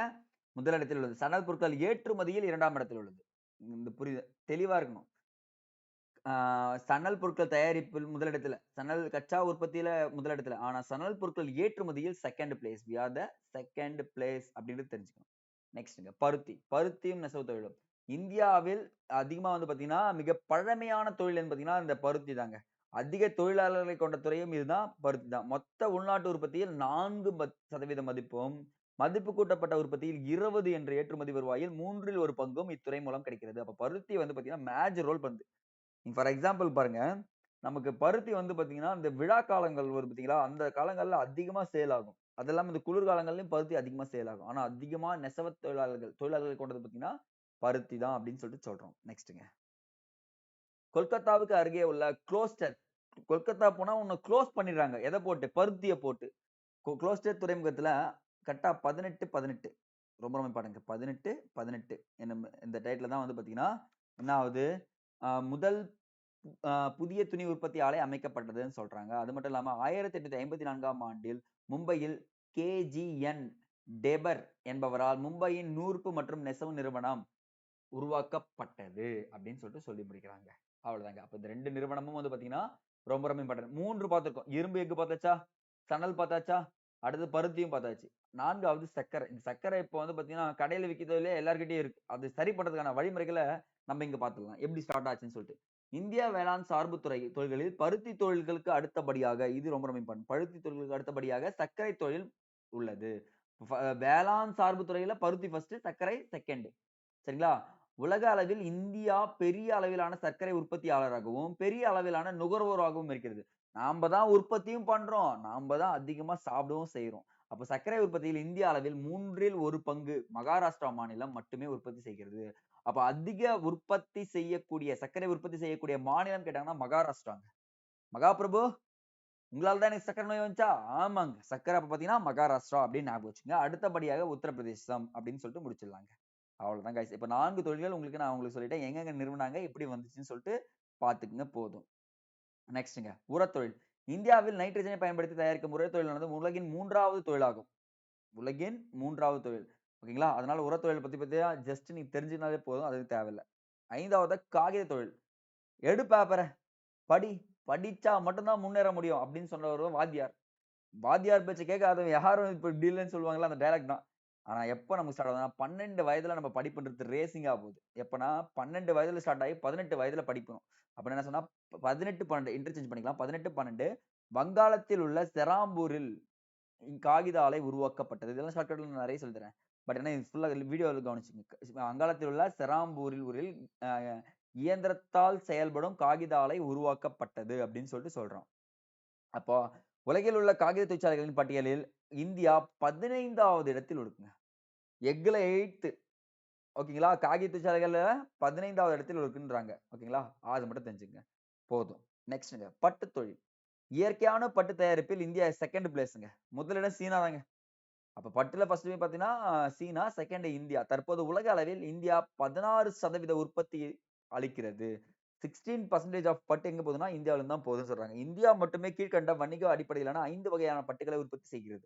இந்த 5 வகையான பட்டு உற்பத்தி பாத்துங்க. மல்பெரி பட்டு, வெப்பமண்டல டச்சர் பட்டு, ஓக் டஸ்ஸர், அடுத்தது பட்டு ஏரி, முகா பட்டு அப்படின்னு சொல்லி 5 வகையான பட்டுகள் இருக்கிறது அப்படின்னு சொல்லிட்டு சொல்றாங்க. அப்ப பட்டு எதுக்கு ரொம்ப ஃபேமஸ்ன்னு பார்த்தீங்கன்னா, பசங்களுக்கு ஓகே. பசங்க வந்து பார்த்தீங்கன்னா, வாங்கி குடுக்க வேண்டிய நிலைமை. அது கல்யாணம் வந்தானா வாங்கி குடுப்பாங்க தெரியுமா? அப்பதான் அந்த பட்டு பத்தியே பசங்களுக்கு தெரியும். பெண்களுக்கு வந்து பார்த்தீங்கன்னா, அது ஒரு கனவா இருக்கும். அப்ப வந்து பார்த்தீங்கன்னா, அந்த பட்டு தொழில் வந்து பார்த்தீங்கன்னா, அவங்களுக்கு அது ரொம்ப ஹெல்ப்ஃபுல்லா இருக்குன்றாங்க. நெக்ஸ்ட். பெட்ரோலியம் மற்றும் இயற்கை எரிவாயு. ஆ ஓகேங்க. அசாம் மாநிலத்தில் உள்ள டிக் பாய் என்னுமிடத்தில் 1889 வெற்றிகரமாக எண்ணெய் கிணறு தோண்டப்பட்டது. அப்ப இந்தியாவுல பெட்ரோல் இருக்குன்னா இருக்கு. எங்கன்னா அசந்து பார்க்குற அளவுக்கு இருக்கு அசாம்ல. அசந்து பார்க்குற அளவுக்கு அஸ்ஸாம்ல இருக்கு அப்படின்னு சொல்லிட்டு சொல்றாங்க. அப்போ இயற்கை எண்ணெய் மற்றும் எரிவாயு வளங்களை எடுப்பதற்காக உத்தரகாண்ட் மாநிலத்தில் டேராடூன் நகரில் 1856ஆம் ஆண்டு எண்ணெய் மற்றும் எரிவாயு கழகம் ஓஎன்ஜிசி உருவாக்கப்பட்டது. இது கொஸ்டின்ங்க. ஓஎன்ஜிசி உருவாக்கப்பட்ட ஆண்டு அப்படின்னு சொல்லிட்டு கேட்பாங்க. அப்ப எப்ப சொன்னோம்? 1956ஆம் ஆண்டு. நெக்ஸ்ட்ங்க. நெக்ஸ்ட் சிறிய அளவிலான தொழிற்சாலைகள். இப்பல்லாம் பெரிய பெரிய தொழிற்சாலைகள்லாம் பார்த்து முடிச்சாச்சு. இப்ப சிறு அளவிலான தொழிற்சாலைகள் பார்த்தீங்கன்னா, கிட்டத்தட்ட மொத்த பொருளாதாரத்துல 60 70 விழுக்காடு எங்கருந்து கிடைக்குதுன்னா, சிறு தொழில்கள் மூலியமா தான் கிடைக்குது. இப்ப பெரிய பெரிய கம்பெனிலாம் போய் பார்த்தீங்கன்னா, கார் வாங்குறீங்கன்னா, கார் மட்டும் தான் வாங்க முடியும். அதுக்கான டயர் எங்க வாங்க முடியும்? சிறு தொழில். அதுக்கான ஸ்பேனர் எங்க வாங்க முடியும்? சிறு தொழில். அதுக்கான நெட் எங்க வாங்க முடியும்? சிறு தொழில். அப்ப சிறு தொழில் தான் அதிக வருமானத்தை ஈட்டிக் கொடுக்குது அப்படின்னு சொல்றாங்க. இந்திய பொருளாதார வளர்ச்சியில் சிறு தொழில்களின் பங்கு பயங்கரமா இருக்கு அப்படின்னு சொல்லிட்டு சொல்றாங்க. அது நம்ம ஜஸ்ட் ஷார்ட் நோட்டா குடுத்துருக்காங்க. Just one read. வேற எதுவும் தேவையில்ல நீங்க பண்ண வேண்டியது. ஓகேங்களா? இந்த புக்ல ஒன் ரீட் படிச்சிடுங்க. அது உங்க தேர்வுக்கு பயன்படும். படிக்காமலாம் இருக்கக்கூடாது. இந்த 2 பக்கமும் ஜஸ்ட் நீங்க ஒரு ரீட் பண்ணிட்டாலே போதும். ஏன்னா அடுத்து நம்ம சிறு குறு வந்துடலாங்க. எம்எஸ்எம்இ. இங்க பெருசா சொல்லிக்க மாட்டாங்க. ஸ்டோரி பேஸ்ல தான் இருக்கும். நீங்க படிச்சாலே புரியும். அதனால தான் நான் எது உங்களுக்கு ஸ்கிப் பண்றேன்னா, நீங்க படிச்சா புரியறதெல்லாம் நான் விட்டுர்றேன். உங்களுக்கு ஏதாச்சும் டிஃபிகல்ட்டா இருக்கிறத மட்டும் நான் சொல்றேன். அப்ப குறு, சிறு, நடுத்தர நிறுவனங்கள். இத நம்ம ஷார்ட்டா ஞாபகம் வச்சுக்கலாம். ஃபர்ஸ்ட் உற்பத்தி எடுத்துப்போம். அடுத்தது வந்து பார்த்தீங்கன்னா, சேவை எடுத்துப்போம். காய்ஸ் எப்பவுமே ஒண்ணு உற்பத்தி பண்ணணும்னா, அதுக்கப்புறம் என்ன பண்ணணும்? அந்த மனப்பான்மை. சேவைனா எடுத்துன்னு போய் சேர்க்கணும். உற்பத்தி பண்ணா தானே போய் சேர்க்க முடியும். எடுத்த உடனே சேவை துறைன்னு ஒண்ணு உருவாகலல்ல. அப்படிதான் சொல்றேன். சர்வீஸ் செக்டார் கிடையவே கிடையாது. ஃபர்ஸ்ட் வந்து பார்த்தீங்கன்னா, பிரைமரி செக்டார் தான். அப்ப பாருங்க. குறு, சிறு, நடுத்தர. இப்படி 3 பாயிண்ட் எடுத்துப்போம். இங்க புக் பார்த்தீங்கன்னா ரொம்ப கன்ஃப்யூஷனா இருக்கும். குறு, சிறு பிளஸ் நடுத்தர. சரி. நடுத்தர அப்படின்னு எடுத்துக்கங்க. நான் சின்னதா குறுகுதா இடத்துல உற்பத்தி நிறுவனம் எனக்கு எவ்வளவு ரூபாய் தேவைப்படுதுன்னு கேட்கிறேன். எவ்வளவு ரூபாய் புக்க பார்க்காதீங்க. புக்க பார்த்தீங்கன்னா கஷ்டமா இருக்கும். என் நான் எழுதுறத மட்டும் பாருங்க காய்ஸ். ஆ குறு சின்ன இடத்துல உற்பத்தி நிறுவனம் தொடங்கணும்னா 25,00,000 முதலீடு இருக்கணும். எவ்வளவுங்க? 25,00,000க்கு மிகாமல் இருக்கணும். அவன் என்ன 25,00,000 இருக்கலாம். 25,00,000க்கு மிகாமல் இருந்தா நீ என்ன பண்ணலாம்? குறு நிறுவனங்கள் சொல்லிட்டு சொல்லிடுறேன். உற்பத்தி. ஆஹா! அப்ப 25,00,000க்கு மேல நான் லாபம் சம்பாதிச்சேன்னா, அது சிறு நிறுவனமா மாறிடும். புரியுதுங்களா உங்களுக்கு? அப்போ 25,00,000க்கு மிகாமல் இருந்தால், கம்மியா இருந்தா, அதெல்லாம் என்ன சொல்றேன் நானு? குறு உற்பத்தி நிறுவனங்கள். உற்பத்தின்றது முக்கியம். சிறு பாருங்க. 25 முதல் 50,00,000க்கு மிகாமல் இருக்கணும். 25 முதல் 50,00,000க்கு மிகாமல் இருக்கணும். எல்லாமே மிகாமல் தான். 50,00,000க்கு மேல சம்பாரிச்சுட்டனா, "நீ நடுத்தர நிறுவனத்துல வந்துருவப்பா" அப்படின்னுவாங்க. அப்ப ஃபர்ஸ்ட் 25,00,000க்கு மிகாமல். மிகாமல்னா அது கம்மியா. அடுத்து பாருங்க 25ல 50,00,000க்கு மிகாமல் சிறு. கடைசியா நடுத்தர நிறுவனங்கள் பார்த்தீங்கன்னா, 5,00,00,000 எஸ்பின் எப்படின்னு பார்த்தீங்கன்னா, 5,00,00,000 அதிகமாகவும் 5,00,00,000க்கு நீ அதிகமா தான் இருக்கணும். 5,00,00,000 கம்மியா இருக்கக்கூடாது. Okay guys. இந்த இடத்துல 25,00,000க்கு அதிகமாகவும் 5,00,00,000ன்னு வச்சுக்கங்க. 50,00,00,000ன்னு சொல்லிட்டேன். 5,00,00,000க்கு மிகாமல். ஓகேங்களா? 5,00,00,000க்கு மிகாமலும். அப்ப 5,00,00,000க்கு மேல சம்பாதிச்சா தான் இந்த இடத்துல நடுத்தரம் வரும். அப்ப 5,00,00,000க்கு அதிகமாகவும், 10,00,00,000க்கு குறைவாகவும், மிகாமலும் இருக்க வேண்டும். அப்ப 5 டூ 10,00,00,000 பாருங்க லட்சத்துல பொறந்தோம். நீங்க இப்ப என்ன ஆயிட்டீங்க? கோடியில பொருள ஆரம்பிச்சுட்டீங்க அப்படின்னு சொல்லணும். Some mind voice. நான் இன்னும் தெருக்கோடியில தான் சார் இருக்கேன். வேலை வாங்காம அப்படின்னு சொல்ற ஸ்டூடண்ட்ஸ்லாம் நான் கேள்விப்பட்டிருக்கேன், பார்த்திருக்கேன். கவனிங்க வாய்ஸ். ஒண்ணும் இல்ல. ஷார்ட் ஞாபகம் வச்சுக்கங்க. குறு உற்பத்தி நிறுவனம், சிறு உற்பத்தி நிறுவனம், நடுத்தர உற்பத்தி. நான் வார்த்தைய பயன்படுத்துறேன். உற்பத்தின்னு இருந்தா மட்டுமே 25,00,000க்கு மிகாம இருக்கணும். குறு. சிறுனா 25லிருந்து 5,00,00,000க்கு மிகாமல் இருக்கணும். 25,00,000லிருந்து 5,00,00,000க்கு. நடுத்தரனா 5,00,00,000லிருந்து 10,00,00,000க்கு மிகாமல் இருக்கணும். மிகாமல் என்றது எல்லா வேர்ட்ஸும் இங்க இருக்கும். நீங்க புக்ல படிச்சீங்கன்னா வெவ்வேற மாரி இருக்கும். இந்த ஸ்டோரிய மட்டும் தெரிஞ்சுக்கிட்டீங்கனாலே எக்ஸாம்ல அப்ளை பண்ணிட்டு போயிடலாங்க. அப்ப தேர்வுக்கு எப்படி படிக்கணும்ன்றத சொல்றேன். புரிஞ்சு படிக்கணும். வித்தவுட் நம்ம நாலேட்ஜ் இல்லாம ஒரு எக்ஸாம் அப்ரோச் பண்ண முடியாது. அப்போ என்ன பண்ணணும்னா, ஃபர்ஸ்ட் நீங்க பேஸ் போட்டுக்கணும் அப்படின்றத சொல்றேன். சரிங்க சார். நீங்க உற்பத்தி சொல்லிட்டீங்க. இப்ப சேவை சொல்லுங்களேன் பார்க்கலாம். அப்படின்னு வந்தீங்கன்னா, சேம் தான். குறு, அங்க பார்க்காதீங்க, புக்க பார்க்காதீங்க. சிறு, நடுத்தர அப்படின்னு சொல்லிட்டு 3ஆ பிரிச்சுக்கலாமா? சேம். சார் எனக்கு 10,00,000க்கு மிகாமல் இருக்கணும். எவ்வளவு இருக்கணும்? 10,00,000க்கு மிகாமல் இருக்கணும். அங்க 25 ஞாபகம் இருக்குங்களா? 25,00,000. இங்க 10,00,000க்கு மிகாமல் இருந்தா, அது நான் என்ன சொல்றேன்? சேவை பண்றேன். அப்போ 10,00,000 விட அதிகமாக 2,00,00,000க்கு மிகாமல் 10,00,000 இருந்து அதிகமா இருக்கலாம். 2,00,00,000 அங்க 5,00,00,000 இங்க 2,00,00,000க்கு மிகாமல் இருந்தா அது சிறு சொல்லலாங்க. ஓகேங்களா? அப்ப பாருங்க 2,00,00,000 விட அதிகமாகவும் 5,00,00,000க்கு மிகாமலும் 2ல இருந்து 5,00,00,000. அப்ப 5,00,00,000ன்றது வந்துச்சு இங்கயும். நடுத்தர சேவை நிறுவனங்கள். சேவைனாலே கம்மி. ஓகேங்களா? உற்பத்தினா அதிகமா இருக்கும் அப்படின்னு ஞாபகம் வச்சுக்கங்க. அப்ப பாருங்க கைஸ் நல்லா ஞாபகம் வச்சுக்கங்க. ஃபர்ஸ்ட் 10,00,000க்கு மிகாமல் இருக்கணும். 10ல இருந்து 2,00,00,000க்கு மிகாமல் இருக்கணும். 2,00,00,000ல இருந்து 5,00,00,000க்கு மிகாமல் இருந்தா அது எல்லாமே சேவை அப்படின்றத தெரிஞ்சுங்க. நான் சொல்லிட்டேன் சேவை நிறுவனங்கள் வேற, உற்பத்தி நிறுவனங்கள் வேற. இது நீங்க படிச்சு டைம் வேஸ்ட் பண்ண தேவையில்ல. புரிஞ்சுக்குங்க. வித் நாலேட்ஜ் அப்படின்றத ஒரு மைண்ட்ல ஏத்திக்கணும். அக்செப்ட் பண்ணிக்கங்க. ஓகேவா? நெக்ஸ்ட்ங்க. நம்ம கிட்ட இருக்க பணத்த எடுத்துன்னு போய் நம்ம எங்க வைக்கிறோம்? பேங்க்ல வைக்கிறோம். நம்ம கிட்ட இருக்க பணத்த எடுத்து, நமக்கு வட்டிய போட்டு, நம்ம கிட்டயே குடுத்து, ஒரு வேள நம்ம அந்த காசு கம்மியா வச்சிருந்தா, அது நம்ம கிட்ட இருந்தே புடிப்பாங்க. அதான் பேங்க். ஃபர்ஸ்ட்லாம் வங்கி வந்து பாத்தீங்கன்னா இருந்துச்சு. நல்லா தான் இருந்துச்சு. இப்பயும் நல்லா தாங்க இருக்கு. நான் குறைலாம் சொல்லல. பட் ஆனா வங்கியோட நிலைமைகள் பாருங்க. அரசாங்கத்தின் பங்குகளை பெரும்பான்மையாக கொண்ட வங்கிகள் பொதுத்துறை வங்கிகளாகும். பங்கு அதிகமா இருக்கும். அதிக பப்ளிக் செக்டார் வங்கின்னு பார்த்தீங்கன்னா, ஸ்டேட் பேங்க் ஆஃப் இந்தியாங்க. அதிக கிளைகளுடைய வங்கி எதுன்னு பார்த்தீங்கன்னா, இந்தியாவுல state bank of India, SBI தான் சொல்லுவாங்க. கிட்டத்தட்ட அதனுடைய பங்கு பாருங்க, அரசோட பங்கு 58.60. அதே மாரி 58.87 பஞ்சாப் நேஷனல் வங்கி. அதிகமா வச்சுக்கலாம். அதுவும் ஒரு பொதுத்துறை நிறுவனம். அப்ப சார் பொதுத்துறை வங்கிகள்னு பார்த்தீங்கன்னா, அரசின் பங்கு எவ்வளோ இருக்குன்னு பார்த்தீங்கன்னா, 50% அதிகமாக இருக்கணும். 50 விழுக்காட்டிற்கு அதிகமாக இருந்தா, அத என்ன சொல்றோம்னு பார்த்தீங்கன்னா, பொதுத்துறை வங்கிகள் அப்படின்னு சொல்லிட்டு சொல்றாங்க. அப்ப பாருங்க, நாட்டுடைமையாக்கப்பட்ட வங்கிகள், மாநில வங்கிகள் அவற்றின் கூட்டு நிறுவனங்கள் எல்லாமே என்ன அப்படின்னா, வங்கிகள்ல சேர்க்கப்படுது. ஃபார் எக்ஸாம்பிள் நாட்டுடைமையாக்கப்பட்ட வங்கிகள் எடுத்தீங்கனாலே 1969ஆம் ஆண்டு. அந்த ஆண்டு இந்திரா காந்தி அம்மையார் என்ன பண்றாங்கன்னா, 14 வங்கிகள தேசியமயமாக்கிட்டாங்க. 14 பேங்க்ஸ் ஆர் நேஷனலைஸ்டுன்னு சொல்லிட்டாங்கப்பா. ஏன்னா, இந்த பிரைவேட் செக்டார் அப்ப என்ன பண்றாங்கன்னா, பிரைவேட் பேங்க்ஸ் எல்லாமே அவங்க இஷ்டத்துக்கு இன்ட்ரஸ்ட் ரேட் போடுறது, அவங்க இஷ்டத்துக்கு கடன் குடுத்து இன்ட்ரஸ்ட்க்கு ஜப்தி பண்றதா இருந்துச்சு. அப்ப பண்ண ஆரம்பிச்சுட்டாங்க. அது மட்டும் பத்தாம 1980ஆம் ஆண்டு 6 வங்கிகள் தேசியமயமாக்கப்பட்டது. 6 பேங்க்ஸ் ஆர் நேஷனலைஸ்டு. இந்த 2மே எக்ஸாம்ல ரிப்பீட்டட் கொஸ்டின். இந்த ரிப்பீட்டட் கொஸ்டின்ஸ் எல்லாமே மிஸ் பண்ணக்கூடாது. சரிங்களா? அப்ப பாருங்க, பஞ்சாப் நேஷனல் வங்கி, பேங்க் ஆஃப் பரோடா, ஓரியண்டல் வங்கி இது எல்லாமே அலகாபாத் வங்கி எல்லாமே என்ன ஆயிடுச்சுன்னா, ஒரு ஸ்டேஜ்ல பொதுத்துறை நிறுவனங்கள எண்ணிக்கையை அரசு குறைக்க ஆரம்பிச்சுச்சு. போதுங்க. எதுக்கு நம்ம வச்சுட்டு இருக்கணும்? ஒழுங்குபடுத்தணும் அப்படின்னு சொல்லிட்டு இப்ப ஒழுங்குபடுத்துறாங்க. இப்ப நீங்க கண்ணுக்கு தெரிஞ்சு பார்த்தீங்கன்னா, ஒரு 5 பேங்க்ஸ் தான் உங்களுக்கு தெரியிற மாரி இருக்கும். இங்கேயே குடுத்துருக்காங்க பாருங்க. Axis bank, Karur Vysya bank, எனக்கு தெரிஞ்சு சொல்றேன். HDFC banks, ICICI banks, Yes banks, Indian Hindustan bank இதெல்லாம் இருக்கு. ஓகேங்களா? இது எல்லாமே 10 private sector. Sir public sector மட்டும் பத்தாது. பிரைவேட் செக்டார் வங்கியே இருக்கு. இங்கெல்லாம் முதலீடுகள் உங்களுக்கு எல்லாமே சொல்லியிருப்பாங்க. ஜஸ்ட் ஆனா வங்கிகள்ன்றது ரொம்ப ரொம்ப யூஸ்ஃபுல். இப்ப நீங்க பணத்த தைரியமா எவ்வளோ வேணுமோ எடுத்துன்னு போலாமா? ஒரு செல்ஃபோன்ல. உங்ககிட்ட இருந்து யாரும் அபகரிக்க முடியாதா? நீங்களே பாஸ்வேர்ட் சொல்லாத வரைக்கும். அதே பணத்த ஒரு பையில போட்டு போனீங்கன்னா, நீங்க போற வரைக்கும் பயத்தோட இருப்பீங்களா? ஆனா வங்கிகளுடைய வேலையே அதுதான் இருந்துச்சு. சரிங்களா? இந்தியாவில் உள்ள மொத்த வங்கிகள் 72.9% வங்கிகள் பொதுத்துறை வங்கிகளாகவும், மீதமுள்ளவை தனியார் துறையாலும் நிர்வகிக்கப்படுகிறது. அப்ப எண்ணிக்கையில் அடிப்படையில் 27 பொதுத்துறை வங்கிகளும், 22 தனியார் துறை வங்கிகளும் உள்ளன. இதுதான் ரொம்ப ரொம்ப இம்பார்ட்டன்ட். 27 பொதுத்துறை, 22 தனியார் துறை வங்கிகள் இருக்கிறது. அப்படின்னு சொல்றாங்க. ஆர்பிஐ பத்தி நம்ம ஃபுல்லா படிக்கிறப்போ, இது சொன்னாங்க. ஆல்ரெடி வங்கிகள் தேசியமயமாக்கப்பட்டது சொல்லிட்டேன். நாட்டுடைமையாக்கப்பட்டது எந்த ஆண்டு? டேட் முக்கியங்க. நோட் பண்ணுங்க. ஜூலை 19ஆம் தேதி. அரசு 14 பெரிய வணிக வங்கிகளை நாட்டுடைமையாக்கியது. 1980ஆம் ஆண்டு அரசு 6 வங்கிகளை வணிக வங்கிகள் என்ன ஆயிடுச்சு? நாட்டுடைமையாக்கப்பட்டது அப்படின்றாங்க. இது 2மே எக்ஸாம்ல கேட்கப்பட்ட கேள்விகள். ஓகேங்க.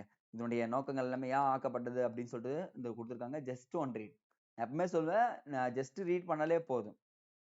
ஓகே. இந்த முக்கியங்க. நாட்டுடைமையாக்கப்பட்ட வங்கிகள். ஓகேங்களா? இதுல பார்த்தீங்கன்னா, ஆ டேட் குடுத்துருக்காங்க பாருங்க. ஜூலை 19 1969, ஏப்ரல் 15 1980. மொத்தம் 14 வங்கிகள் குடுத்துருக்காங்க. இதுக்கப்புறம் இங்க குடுத்துருக்காங்க. சரிங்களா? ம்.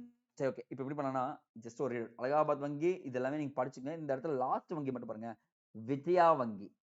விஜயா வங்கி இந்த 6 வங்கிகளோட 1980ஆம் ஆண்டு இணைக்கப்பட்டது. Bank of India. இது வந்து ஏன் லாஸ்ட்டும் ஃபர்ஸ்ட் ஞாபகம் வச்சு சொல்றேன்னா, ஆந்திரா வங்கி, இந்த இடத்துல அலகாபாத் வங்கி. ஆந்திரா, அலகாபாத். பாங்க் பேங்காக்கு விஜயா போனாங்க. அப்படின்னு ஞாபகம் பேங்காக்கு விஜயா போனாங்க. ஏன்னா, இது லாஸ்ட் 2 தெரிஞ்சாலே உங்களுக்கு என்ன பண்ணலாம், மீதி எல்லாமே ஈஸியா போட்டுடலாங்க. அதுதான் இங்க சொல்லியிருக்கேன். அப்ப நாட்டுடைமையாக்கப்பட்ட வங்கிகள் ரொம்ப ரொம்ப இம்பார்ட்டன்ட்ங்க. அத ஞாபகம் வச்சுக்கங்க. பாருங்க சார், ஆங்கிலேயர்கள் ஆட்சி பொருளாதாரத்துக்காக வந்தாங்க, வணிகம் பண்ணாங்க, தொழில் தொடங்குனாங்க, நிதி திருடுனாங்க, கச்சா பொருட்கள் விலை ஏற்றப்பட்டது. அதுக்கப்புறம் வந்து பாத்தீங்கன்னா, பொருளாதாரத்துல பெரிய நிறுவனங்கள் வந்தது, தொழில்கள் ஒவ்வொண்ணா பார்த்தோம், எம்எஸ்எம்இ செக்டார் ஃபுல்லா பார்த்தோம், பசுமை புரட்சி பார்த்தோம். பசுமை புரட்சி பார்த்த உடனே என்ன ஆயிடுச்சு, வங்கிகளும் பார்த்துட்டோம். எவ்வளவு பெரிய டாபிக் பார்த்துட்டு வந்திருக்கோம் பாருங்க இந்த இடத்துல. கொஞ்சம் நெஞ்சம் இல்லைங்க, எக்கச்சக்கமான டாபிக்ஸ நம்ம கவர் பண்ணிட்டே வந்துட்டோம். அப்போ இந்தியா 5 ஆண்டு திட்டங்கள் வந்துருக்கு. அடுத்ததா பார்க்க போறது 5 ஆண்டு திட்டங்கள்ங்க. ரொம்ப ரொம்ப ரொம்ப ரொம்ப இம்பார்ட்டன்ட். நம்ம புக்ல எடுத்துக்கிட்டு ஸ்டோரி மாரி சொல்றேன் பாருங்க. அந்த 5 ஆண்டு திட்டங்கள் படிக்கிறப்ப எப்பவுமே ஒரு திட்டம் நீங்க தீட்டுறீங்கன்னா, அதனுடைய கால அளவு இருக்கணுமா? எவ்வளவு காலத்துல அத முடிக்க போறீங்க? எவ்வளவு செலவு பண்ண போறீங்கன்னு தெரியணுமா? எவ்வளவு செலவு பண்ண போறீங்க? செயல்படுத்துக்கான வழிமுறைகள், அது பார்க்க போறீங்களா? இது எந்தெந்த துறைகளை நம்ம போய் செலக்ட் பண்ண போறோம்? இதுதான் திட்டத்துக்கான கடைசியா அது வெற்றியா? இல்ல தோல்வியா? இது எல்லாமே சொன்னா அந்த திட்டத்த பத்தி சொல்லலாம். அப்ப திட்டமிடுதல் என்பது எப்ப ஸ்டார்ட் ஆச்சு? எப்படி வந்துச்சு? எதனால 5 ஆண்டு திட்டங்கள் தீட்டப்பட்டது? அப்படின்றத முதற்கொண்டு இங்க சொல்லலாங்க. 1917 ரஷ்ய புரட்சின்னு ஒரு புரட்சி நடக்குதுங்க. என்ன புரட்சிங்க? Russian revolution. அப்ப வந்து பாத்தீங்கன்னா, 1928ஆம் ஆண்டு மையப்படுத்தப்பட்ட திட்டமிடல்னு சொல்லிட்டு 7 ஆண்டு திட்டங்களை ரஷ்யா ஸ்டார்ட் பண்றாங்க. 7 இயர்ஸ் பிளான்னு சொல்லிட்டு. சோ திட்டங்கள் செயல்படுத்தி வெற்றி பெற்றுட்டாங்க. ஜவஹர்லால் நேரு யோசிக்கிறாரு. அவங்கலாம் ஜெயிச்சுட்டே வர்றாங்களே திட்டங்கள அப்படின்னு சொல்லிட்டு அவருக்கு ஒரு பார்வை போயுது அவர்கிட்ட. அப்போ ரஷ்யா கிட்ட இருந்து நம்ம திட்டமிடல் மாதிரியே பெறலாம்னு சொல்லிட்டு சோவியத் ரஷ்யாவிடமிருந்து என்ன ஆயிடுச்சுன்னா, நம்ம திட்டமிடல் மாதிரியே இறக்குறோங்க. இறக்கிட்டு முதல் 5 ஆண்டு திட்டம். முதல் 12 5ஆண்டு திட்டங்கள் கரெக்ட்டா போகுதுங்க. First to 12. அப்போ இந்தியா 12 5ஆண்டு திட்டங்களை கையாண்டுருக்கு. அதுல 11 வெற்றியும் தோல்வியும் போயிருக்கு. ஆனா 12வது இடையில் நிறுத்தப்பட்டது. ஏன்னா பிஜேபி கவர்ன்மெண்ட் வந்தோனே என்ன பண்ணிட்டாங்க? திட்டக்குழுவிற்கு பதிலாக என்ன கொண்டு வந்தாங்க? நிதி ஆயோக் கொண்டு வரப்பட்டது. இது கொஸ்டின்ங்க. அப்போ பாருங்க 12 5ஆண்டு திட்டங்கள் அறிவிக்கப்பட்டு இந்திய அரசு 5ஆண்டு திட்டங்களை நிறுத்திவிட்டு அது பதிலாக நிதி Aayog national institution for transforming India நிதி ஆயோக் அறிவிக்கப்பட்டது அப்படின்னு சொல்றாங்க. அப்போ சார் ஒரு திட்டம் அறிவிக்கப்பட்ட எந்த டேட்ல இருந்து எந்த டேட் பார்த்தீங்கன்னா, ஏப்ரல் 1ல இருந்து மார்ச் 31. ஒரு திட்டம் வந்து பார்த்தீங்கன்னா, ஏப்ரல் 1ல இருந்து மார்ச் 31 வரைக்கும் போகும்னு சொல்றாங்க. அப்படின்னா ஜனவரி 1 எடுத்துக்க மாட்டாங்கன்றத மைண்ட்ல ஏத்திக்கங்க. முதல் 5 ஆண்டு திட்டம் 1950 51ல இருந்து 56 மாதிரி கேட்பாங்க. ஹெராய்ட் டாமர் மாதிரி. அப்போ நம்ம ஃபர்ஸ்ட் நம்ம என்ன இல்லன்னு சொன்னோம்? சாப்பாடு இல்லன்னு சொன்னோம். வேளாண்மையே முக்கியத்துவமாக கொண்டிருந்தது. இப்ப வேளாண்மை குடுக்கணும்னா உங்களுக்கு என்னென்ன எக்ஸ்ட்ரா குடுக்கணும் பாருங்க. மின்சாரம் குடுக்கணுமா? நீர்ப்பாசனம் குடுக்கணுமா? நீர்ப்பாசனம் கண்டிப்பா குடுத்தாகணும்ல. இதெல்லாம் குடுத்தா என்ன பண்ணலாம்? வேளாண்மையை இன்கிரீஸ் பண்ணலாமா பாருங்க. சோ இந்த திட்டம் வெற்றி பெற்றதுங்க. கிட்டத்தட்ட 3.6% வளர்ச்சியுடன் இலக்கை அடைந்தது அப்படின்னு சொல்றாங்க. அப்ப முதல் 5 ஆண்டு திட்டம் வந்து பார்த்தீங்கன்னா, வெற்றி திட்டம். நான் டிக் போடுறேன். அந்த திட்டத்த ஃபுல்லாவே டிக் பண்றேன். நம்ம எத்தன திட்டம் வெற்றி, எத்தன திட்டம் தோல்வின்றதையும் பார்த்துக்கலாம். சரிங்க சார் சாப்பாடு கட்டுச்சு. ஒவ்வொருத்தருக்கும் வேலை கொஞ்சம் குடுத்துருங்களேன் ஐயா! அப்படின்னு கேட்கறாங்க. அப்பதான் கிட்டத்தட்ட பிசி மகிலா நோபிஸ் என்றவரு நேரு அணுகுறாரு. நேரு போயிட்டு என்ன சொல்றாருன்னா, பிசி மகிலா நோபிஸ் எனக்கு இந்த 5 ஆண்டு திட்டங்கள்ல வேளாண்மையை ஜெயிச்சுட்டேன். இப்ப எனக்கு தொழிற்சாலைகள் வேணும் அப்படின்னு சொல்லிட்டு கேட்கிறப்ப, பிசி மகிலா நோபிஸ் சொல்றாரு, ஓகே சார். அப்ப என்ன பண்ணலாம்னு பார்த்தீங்கன்னா, தொழில் முன்னேற்றத்தை வைங்க. எக்கச்சக்கமான பப்ளிக் செக்டார ஸ்டார்ட் பண்ணுங்க அப்படின்றாரு. அப்பதான் துர்காப்பூர், பிலாய் அந்த இடங்கள்லாம் என்ன பண்றாங்க பார்த்தீங்கன்னா, நெறைய தொழிற்சாலைகள் தொடங்குறாங்க. அப்போ நேரு என்ன சொல்றாருன்னா, பொதுத்துறை நிறுவனங்களை நாட்டின் பொற்கோவில் என்று கூறினார். நாட்டின் பொற்கோவில் என்று கூறினார். இதுதாங்க எக்ஸாம்ல கேட்பாங்க. பொதுத்துறை நிறுவனங்களை நாட்டின் பொற்கோவில் என்று கூறியவர் யாரு? இவர்தான். இந்த திட்டமும் அபரிவிதமான வளர்ச்சி. வெற்றி. அப்ப இது 2வது 5ஆண்டு திட்டமும் வெற்றி. பிசி ஃபர்ஸ்ட் ஹெராய்ட் டோமர், 2வது பிசி மகிலா நோபிஸ் மாதிரியே கொண்டதுன்றாங்க. அப்படியே நமக்கு அப்படியே வெற்றி கொண்டாட்டத்துல திகைத்துக் கொண்டிருக்கும்போது டார்கெட்ட இன்னும் இன்கிரீஸ் பண்ணுப்பா அப்படின்றாங்க. மூன்றாவது கார்கில் திட்டம் என்று அழைக்கப்படும் சொல்லுவாங்க. 1961 66. திட்டத்தின் நோக்கம் என்ன சொல்றேன்னா, சுதந்திரமான பொருளாதாரம் மற்றும் தற்சார்பு. சொந்த முன்னேற்றம் என்பது தற்சார்புங்க. சோ இது இலக்க அடைய முடியல. கிட்டத்தட்ட 5.6 தான் அடைஞ்சுச்சு. இலக்க வந்து அடைய முடியல. என்ன காரணமா இருந்திருக்கும்னு பார்த்தீங்கன்னா, காரணங்கள் 2, 3 இருக்குங்க. இங்க எழுதுறேன் காரணம். 1962ல சீனாக்காரன் நம்ம கூட போர் வந்துட்டாங்க. சீனா போர், இந்தியா, சீனா போர். அது செம்ம அடி நமக்கு. நம்ம நாட்டுடைய முதல் பிரதமர் ஜவஹர்லால் நேரு 1964ல மரணம் அடைகிறார். இன்னொரு பெரிய அடி. என்ன பண்றதுன்னு புரியல. நேரு மரணத்தை தொடர்ந்து 1965ல பாகிஸ்தான்காரன் நம்ம கூட போருக்கு வந்துட்டான். பாகிஸ்தான் என்ன பண்ணிட்டான்? அட்டாக் அப்படின்னு சொல்லிட்டு அவன் போருக்கு வந்துட்டான். என்னன்னு அப்பயும் புரியல. திட்டம் தோல்வியில் போய் முடியுது. காரணம் இது 3 விஷயம் தான். அது இல்லாம மான்சூன் ஃபெயிலியர். நம்ம எதை நம்பி இருக்கோம் அதிகமா? பருவமழையை நம்பி இருக்கோமா? மான்சூன் ஃபெயிலியர் ஆயிடுச்சு. இதனால் திட்டம் தோல்வியை தழுவியதுன்றாங்க. அப்ப என்ன பண்றாங்கன்னா, எல்லாமே நம்ம தோல்வி இருந்துச்சுன்னா, இட்ஸ் டைம் டு பிரேக். நமக்கு என்ன தேவைன்னா, ஒரு பிரேக் தேவை அப்படின்னு சொல்லிட்டு முடிவு எடுத்து திட்ட விடுமுறை காலம் அறிவிக்கப்படுது. 66ல இருந்து 69 வரைக்கும் நான் லீவ் எடுத்துக்கிறேன். தட்ஸ் மீன் விடுமுறை காலமா அறிவிச்சுக்கிறேன் அப்படின்னு சொல்றாங்க. அப்ப இந்தியா, பாகிஸ்தான் போரும் 3வது ஐந்தாண்டு திட்டத்தின் தோல்வியுமே திட்டத்தின் காரணம்னு சொல்றாங்க. அப்ப இந்த காலத்துல என்ன பண்றாங்கன்னா, பசுமை புரட்சி ஞாபகம் இருக்குங்களா? நான் சொன்னேன் பாத்தீங்களா? பசுமை புரட்சி அறிமுகம் செய்யறாரு. பிரதமர் யாருன்னா லால் பகதூர் சாஸ்திரி. லால் பகதூர் சாஸ்திரி, அப்போதைய வேளாண் துறை அமைச்சர் சுப்பிரமணியம். அப்போதைய வேளாண்துறை அமைச்சர் சுப்பிரமணியம். சொல்லிட்டேன் ஆல்ரெடி நான் உங்களுக்கு. இந்த ஆண்டு திட்டங்களா அறிவிக்கப்பட்டு எம்.எஸ். சுவாமிநாதன் அவர் தான் பசுமை புரட்சியின் தந்தை என்று அழைக்கப்படுவார். இவரும் என்ன பண்றாங்க? வெற்றியில போய் முடிஞ்சிச்சுங்க. கிட்டத்தட்ட எல்லாமே வெற்றி தாங்க. அப்புறம் யோசிக்கிறாரு. ஓகே நம்ம என்ன பண்ணலாம்னு பாத்தீங்கன்னா, 4வது ஐந்தாண்டு திட்டத்தை அறிமுகப்படுத்தலான்றாங்க. சரி இது வரைக்கும் நம்ம கொண்டு வந்தோம்ல வேளாண்மை, தொழிற்சாலை, சுயசார்பு. இது எல்லாத்தையும் எடுத்து நிலையான வளர்ச்சி மற்றும் தற்சார்பு நிலையை அடையணும்னு சொல்லிட்டு பிக்ஸ் பண்றாங்க. நிலையான வளர்ச்சி மற்றும் தற்சார்பு. பட் இதுக்கு இலக்கு 5.7 வைக்கிறாங்க. ஆனா வளர்ச்சி எட்டப்படவில்லை. அப்ப இந்த திட்டம் தோல்வியிட முடியும். சோ இதுக்கான காரணங்கள் பல இருக்கு. பட் ஆனா ஒரு விஷயத்துக்கு மான்சூன் ஃபெயிலியர் அப்படின்றது தெரிஞ்சுக்க. மக்கள் தொகை அதிகமா பெருக்கம் ஏற்பட்டுச்சு. அதுவும் ஒரு விஷயம் இருக்கு. அடுத்தது 5வது ஐந்தாண்டு திட்டம். யோசிக்கலாம். போதும். இதுக்கப்புறம் வந்து பாத்தீங்கன்னா வேளாண்மை, தொழில்துறை, சுரங்கத் தொழில் ஆகியவற்றுக்கு முன்னுரிமை கொடுப்போம். ஏன் சுரங்கம் தோண்ட தோண்ட கிடைப்பது எப்படின்னா, படிக்க படிக்க கிடைப்பது அறிவுனா, தோண்ட தோண்ட கிடைப்பது வளங்கள். சுரங்கத் தொழில்ல அதிக வளம் கிடைச்சுச்சு. இதன் மூலியமா 4.4 வரிக்கப்பட்ட இலக்கு 4.8 என்ற வளர்ச்சி பெற்று அபரிவிதமான வெற்றி பெற்றதுங்க. 5வது ஐந்தாண்டு திட்டம். அப்ப பாருங்க, நான் எத்தன டிக் போட்டிருக்கேன் பாருங்க. டிக் போட்டத மட்டும் ஞாபகம் வச்சுக்கணும். இங்க இன்ட் போட்டுக்கிறேன். அப்ப முதல் ஐந்தாண்டு திட்டம் வெற்றியா? 2வது ஐந்தாண்டு திட்டம் வெற்றி. 3வது தோல்வி, 4வது தோல்வி, 5வது வெற்றி. இத்திட்டத்தின் மாதிரி டிபி தார் மாதிரியம் என்றும் அழைப்பாங்க.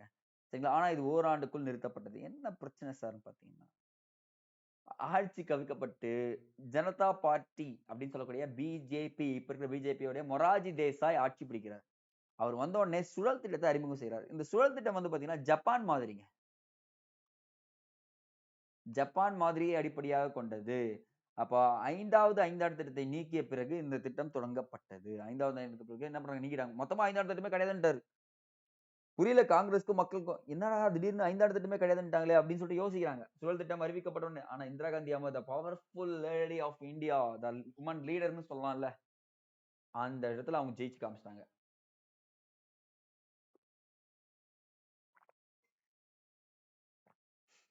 திருப்பியும் அவங்க ஆட்சிக்கு வந்து 1980, 85ல 6வது ஐந்தாண்டு திட்டமா இருக்கு. 6வது படிக்கிறப்போ உனக்கு பசி இல்லாம இருக்கணும். அப்ப என்ன பண்ணணும்? வறுமை இல்லாம நீ படிக்கணும்னு சொல்லிட்டு கர்பி ஹட்டாவோ அப்படின்ற இந்தி வார்த்தை. இந்தியில கர்பி ஹட்டாவோனா வறுமை ஒழிப்புன்றது தமிழ் மீனிங். இப்ப என்ன சொல்றாங்க? வறுமை ஒழிப்பு 6வது ஐந்தாண்டு திட்டத்துல அறிமுகப்படுத்தப்படுறாங்க. முதலீட்டை அடிப்படையாக கொண்டது. இது என்ன அடிப்படையாக கொண்டது? முதலீட்டை அடிப்படையாக கொண்டது. இதனுடைய இலக்கு 5.2ன்னு வைக்கிறாங்க. 5.7 உடன் வளர்ச்சி பெறுகிறது. இதனால என்ன ஆயிடுச்சுன்னா, கிட்டத்தட்ட அதிக வெற்றி. நான் டிக் பண்ணிட்டேன். அப்ப ஞாபகம் இருக்குங்களா? இந்திரா காந்தி அம்மார் 1980ல எத்தன வங்கிகள் தேசியமயமாக்குனாங்க? 6 வங்கிகள் தேசியமயமாக்குனாங்க. ஆனா ஒரு சின்ன ஒரு பிரச்சனை ஆயிடுச்சு. மறுக்க முடியாத ஒரு வருஷம்னா 1984. இந்திரா காந்தி அம்மையார் என்ன ஆயிட்டாங்கன்னா, மரணம் அடையறாங்க. அப்ப வரலாற்றுல மிகப்பெரிய ஒரு விஷயமா போய் நிக்குது. இதன் மூலியமா 5 ஆண்டு திட்டங்கள் கேள்விக்குறியாகுது. ஆனா, அதுக்கப்புறம் இருந்த காங்கிரஸ் லீடர்ஸ் இது எல்லாமே சரி பண்ணி கொண்டு வராங்க கைஸ். ஓகேங்களா? அப்ப பாருங்க 85ல இருந்து 90 திருப்பி ஸ்டார்ட் ஆகுதுங்க. ரீ ஓப்பன் பண்ற மாரி பண்றாங்க. என்ன பண்றாங்கன்னா, வந்த உடனே இந்திரா காந்தி அம்மையார்லாம் போயிட்ட பிறகு, தன்னிறைவு பொருளாதாரத்தை உருவாக்கணும், ஆக்கப்பூர்வமான வேலைவாய்ப்பை உருவாக்கணும்னு சொல்லிட்டு, பொதுத்துறைக்கு மேலாக தனியார் துறைக்கு குடுக்குறாங்க. 7வது படிக்கிறப்ப என்ன பண்ணலாம்? நீ தனியார் துறைக்கு முக்கியத்துவம் குடுங்க அப்படின்னு சொல்லிட்டாங்க. இப்ப தனியார் துறை இதுல உள்ள ஈடுபடுதல அபரிவிதமான வளர்ச்சிங்க. ரூ. 1 போட்ட நீங்க ரூ. 2 லாபம் எடுக்குறீங்க. அப்ப 5% இலக்கு நிர்ணயிக்கப்பட்டு 6% வளர்ச்சி பெற்றது அப்படின்றாங்க. அப்ப டிக் போட்டேன். அப்ப 7வதும் 6வதும் வெற்றி. 7வதும் 6வதும் வெற்றி பெற்று பயங்கரமா போய் நிக்கிறாங்க காய்ஸ். ஆனா திருப்பி ஒரு பிரச்சனை. அரசியல் மந்த நிலை ஏற்படுது. 1990, 91 ஞாபகம் இருக்குங்களா? எல்பிஜி கொண்டு வந்தோமே 1991ல. Liberalisation, privatisation, globalisation. அப்ப அரசியல் மந்த நிலையும், வளைகுடா போர் நடக்கும். இதன் மூலியமா என்ன ஆயிடுச்சுன்னா, ஆண்டு திட்டங்கள் திட்ட விடுமுறை காலம் விரிக்கப்படுது. 2வது திட்ட விடுமுறை காலம் 7ஆம் ஆண்டு திட்ட பிறகு, அப்ப ஆண்டு திட்டங்கள் செயல்படுத்தப்படுகிறது. இப்ப என்ன பண்றாங்க பார்த்தீங்கன்னா, இந்த கேப்ல 8ஆம், 5ஆண்டு திட்டங்கள் வியூகங்கள் அமைக்கிறாங்க. இதுதாங்க ரொம்ப ரொம்ப இம்பார்ட்டன்ட். வளத்த பயன்படுத்துங்கன்றாங்க. வளம்னா வச்சுக்க மனித வளம். இதுதான் இம்பார்ட்டன்ட். மனித வள மேம்பாட்டு நடவடிக்கைகளுக்கு முன்னுரிமை கொடுக்கப்பட்டது. மனிதனுக்கு என்ன தேவைன்னா, கல்வி, வேலைவாய்ப்பு, சமூக நலன். இது 3மே கிடைச்சுச்சுன்னா, ஆட்டோமேட்டிக்கா அவன் என்ன பண்ணுவான்? இன்கிரீஸ் பண்ணிட்டே இருப்பான். ஃபார் எக்ஸாம்பிள் பாருங்க, நம்ம ஒரு பொருள வாங்கணும்னா, நம்ம கிட்ட வாழ்க்கை தரம் கரெக்ட்டா இருந்தா தானே வாங்க முடியும். உங்ககிட்ட வருமானமே இல்லாம நீங்க ஒரு பொருள் மேல ஆசைப்படுறது தப்பா இருக்குமா? அந்த மாரி தான் இங்க போக ஆரம்பிச்சது. புதிய பொருளாதார கொள்கை அறிமுகப்படுத்தப்பட்டது 8ஆம் 5ஆண்டு திட்டத்தில் அப்படின்றது சொல்றாங்க. இதுவும் ஞாபகம் வச்சுக்கங்க. வெற்றி திட்டம்ங்க இதுவும். என்ன ஆயிடுச்சுன்னா, வெற்றி திட்டம் அப்படின்னு ஞாபகம் வச்சுக்கலாம். அப்போ 6, 7, 8 வெற்றி. 6, 7, 8 வெற்றி. அடுத்ததுங்க. 9வது 5ஆண்டு திட்டம். நம்ம எப்ப சுதந்திரம் வாங்குனோம்? 1947. எப்போ கிட்டத்தட்ட 1997. 50 ஆண்டுகள் நிறைவு செய்தோமா பாருங்க. 50 இயர்ஸ் கம்ப்ளீட் பண்றோம். இப்பதான் வைக்கிறாங்க. சமூக நீதியுடன் கூடிய சமமான வளர்ச்சி அப்படின்றாங்க. சமூக நீதியுடன் கூடிய சமமான வளர்ச்சின்றாங்க. இது பலமுறை கேட்கப்பட்ட கேள்வி. இத ஞாபகம் வச்சுக்கங்க. இப்ப என்ன பண்றாங்கன்னா 7% இலக்கு நிர்ணயிக்கிறாங்க. ஆனா வளர்ச்சி அடையவில்லை. ஏன்னா, இந்த இடத்துல நெறைய பிரைவேட் செக்டார் உருவாகி சின்ன சின்ன பிரச்சனைகள் ஏற்பட்டுச்சு. அதனால மான்சூன் ஃபெயிலியரும் ஆச்சு. கார்கில் வார் 1999ஆம் ஆண்டு கார்கில் வாரும் நடந்துச்சு. இது என்ன ஆயிடுச்சுன்னா, இலக்கு எட்டப்படாமல் தோல்வியை சந்தித்தது அப்படின்றாங்க. அடுத்தது 10வது படிக்கிறப்போ அடுத்த 10 வருஷத்துல உன் தலா வருமானம் 2 ஆண்டுகள் நிர்ணயிக்கணும்ன்றாங்க. 2 மடங்காக உயர்த்த இலக்கு நிர்ணயிக்கும் அப்படின்னு சொல்லிட்டு சொல்லிடுறாங்கப்பா. அப்போ யோசிக்கலாம். 10 ஆண்டுகள்ல தலா வருமானம் 2 மடங்கா ஓகேப்பா அப்படின்றாங்க. கிட்டத்தட்ட 2012ஆம் ஆண்டு வறுமை விகிதத்தை 15% குறைக்கணும்னு சொல்லிட்டு குறிக்கோள் வைக்கிறாங்க. 8% இலக்கு நிர்ணயிக்கப்படுது. 7.2 மட்டுமே எட்டுது. அப்போ இதுவும் தோல்வியை தழுவியது அப்படின்றாங்க. அப்போ 10வது என்ன திட்டம்? தோல்வி. 11வது போறாங்கப்பா. இந்த 11வது 5ஆம் திட்டம் நோக்கமே பாருங்க. இது 11, 12 ரொம்ப ரொம்ப ஈஸியா இருக்கும். நான் இங்க கவனிங்க. தெளிவா கவனிச்சுங்க. விரைவான, அதிகமான உள்ளடங்கிய வளர்ச்சி. 12வது பாருங்க. விரைவான, அதிகமான உள்ளடங்கிய மற்றும் நிலையான வளர்ச்சி. பாருங்க இந்த இடத்துல நிலையான வளர்ச்சினா 12. நிலையானது இல்லன்னா 11. அப்ப பாருங்க இந்த இடத்துல இலக்கு 11வதுக்கு 8.1 வைக்கிறாங்க. ஆனா 7.9 தான் பெற்று இந்த திட்டம் என்ன ஆகுதுன்னா தோல்வியே முடிகிறது. அடுத்தது விரைவான, அதிகமான உள்ளடங்கிய மற்றும் நிலையான வளர்ச்சி வைக்கிறாங்க. பட் ஆனா இது 8% இலக்கு நிர்ணயிக்கப்படுது. இலக்கு அடையப்படவில்லை. ஆனா 2014ஆம் ஆண்டு ஹமாரா தேஸ் கே மோடி பிரதமர் மோடி உள்ள ஆட்சி வந்த உடனே என்ன ஆயிடுச்சுன்னு பாத்தீங்கன்னா 5 ஆண்டு திட்டங்கள் பதிலாக நிதி ஆயோக் என்ற அமைப்பு கொண்டு வரப்பட்டது. ஓகேங்களா? இப்போ 5 ஆண்டு திட்டங்கள் மொத்தம் எத்தன பார்த்தோம்? 12 5 ஆண்டு திட்டங்கள் பார்த்தோம். எத்தன வெற்றி, எத்தன தோல்வின்றது டீட்டெயிலா சொல்லியிருப்பேன். உங்ககிட்ட நோட்ஸ் இருந்தாலும் சரி, இந்த புக்க வச்சு அழகா பாத்துங்க. இது கண்டிப்பா தேர்வுக்கு பயன்படும். அப்ப நிதி ஆயோக் அப்படின்றலாம் நிதி அப்படின்னா நம்ம அமெரிக்காவ தான் டாலர் நம்பி இருக்கோம். அப்ப நிதி ஆயோக்ன்றது எந்த மாதிரி அடிப்படையா கொண்டதுன்னா, யுஎஸ்ஏ மாதிரி அடிப்படையா கொண்டது. திட்டக்குழுவிற்கு பதிலாக கொண்டு வரப்பட்ட அமைப்பு நிதி ஆயோக். எப்பன்னா 2015 ஜனவரி 1ஆம் நாள் ஏற்படுத்தப்பட்டது.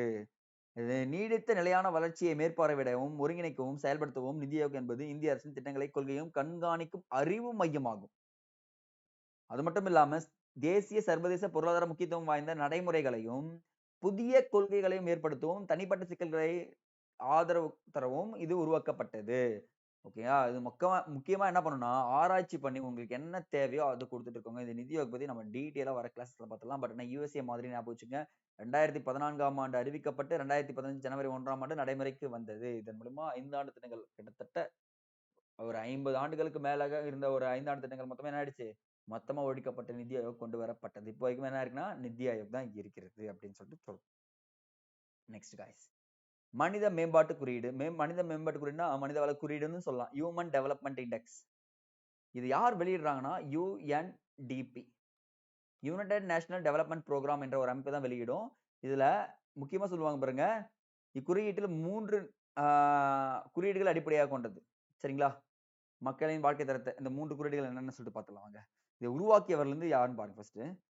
இதை உருவாக்கியவர் பாகிஸ்தான் நாட்டை சேர்ந்த பொருளியல் அறிஞர் மஹபூப் உல் ஹக் என்பவரும், இந்தியாவை சேர்ந்த அமர்த்தியா குமார் சென் அப்படின்றவரும் தான் இந்த ரெண்டத்தையும் உருவாக்கி இந்த அமைப்பை உருவாக்கி இருப்பாங்க, மனித மேம்பாட்டு குறியீடு. இவங்க என்ன சொல்றாங்கன்னா, வாழ்நாள் குறியீடு, கல்வி குறியீடு மொத்த உள்நாட்டு அடிப்படையில் உற்பத்தி அடிப்படையில் அமைக்கப்படும் அப்படின்னு சொல்லிட்டு சொல்றாங்க. அப்போ ஃபார் எக்ஸாம்பிள் நான் இதை விட்டுருங்களேன்.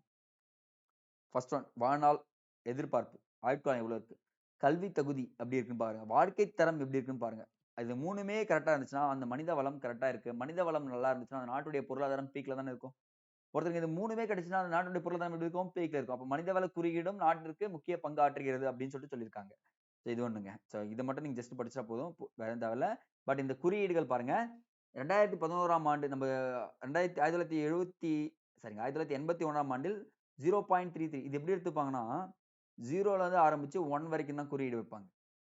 100லாம் கிடையாது. அப்ப பாத்தீங்கன்னா 0.33, 0.472, 0.679 இப்படிதான் வரும். இப்போ 2001ஆம் ஆண்டு நம்ம மனிதவள குறியீடு பாத்தீங்கன்னா 0.472. 2011ஆம் ஆண்டு நாடுகளுக்கிடையே 188 நாடுகளிடையே இந்தியா 131வது இடத்தில் உள்ளது. ஓகேங்களா? எத்தனாவது இடம்? 131வது இடம்.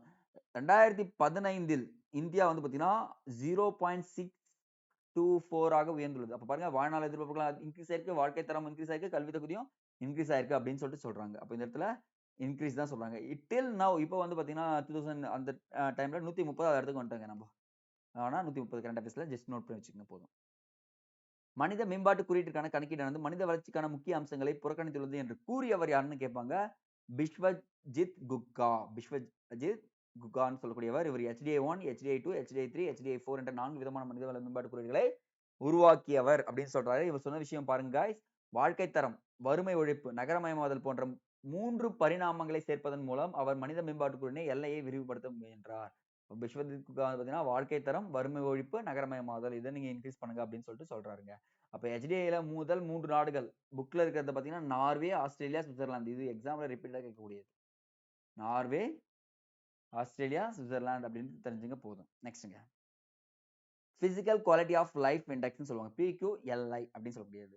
ஸோ இதை வந்து உருவாக்கியவர் யாருன்னா டி மோரிஸ் அப்படின்றவர் தான் உருவாக்கி இருப்பாருங்க. அந்த இடத்துல உல் ஹக் அப்படின்னு ஞாபகம், டி மோரிஸ் ஞாபகம். அப்போ ஒரு நாட்டின் வாழ்க்கை தரத்தை எப்படி சொல்றேன்னா, எதிர்பார்ப்பு ஆயுட்காலம், குழந்தை இறப்பு விகிதம், எழுத்தறிவு விகிதம் ஆகிய 3 குறியீடுகளை பயன்படுத்துறாரு.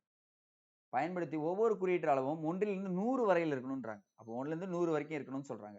ஃபர்ஸ்ட்லாம் பாருங்க, 0லேருந்து 1 இருந்தா அது மனிதவள குறியீடு. 1லேருந்து 100 இருந்தா அது என்னக்குள்ள இருக்கும்? அது PQLI அப்படின்னு சொல்லிட்டு சொல்றோம்.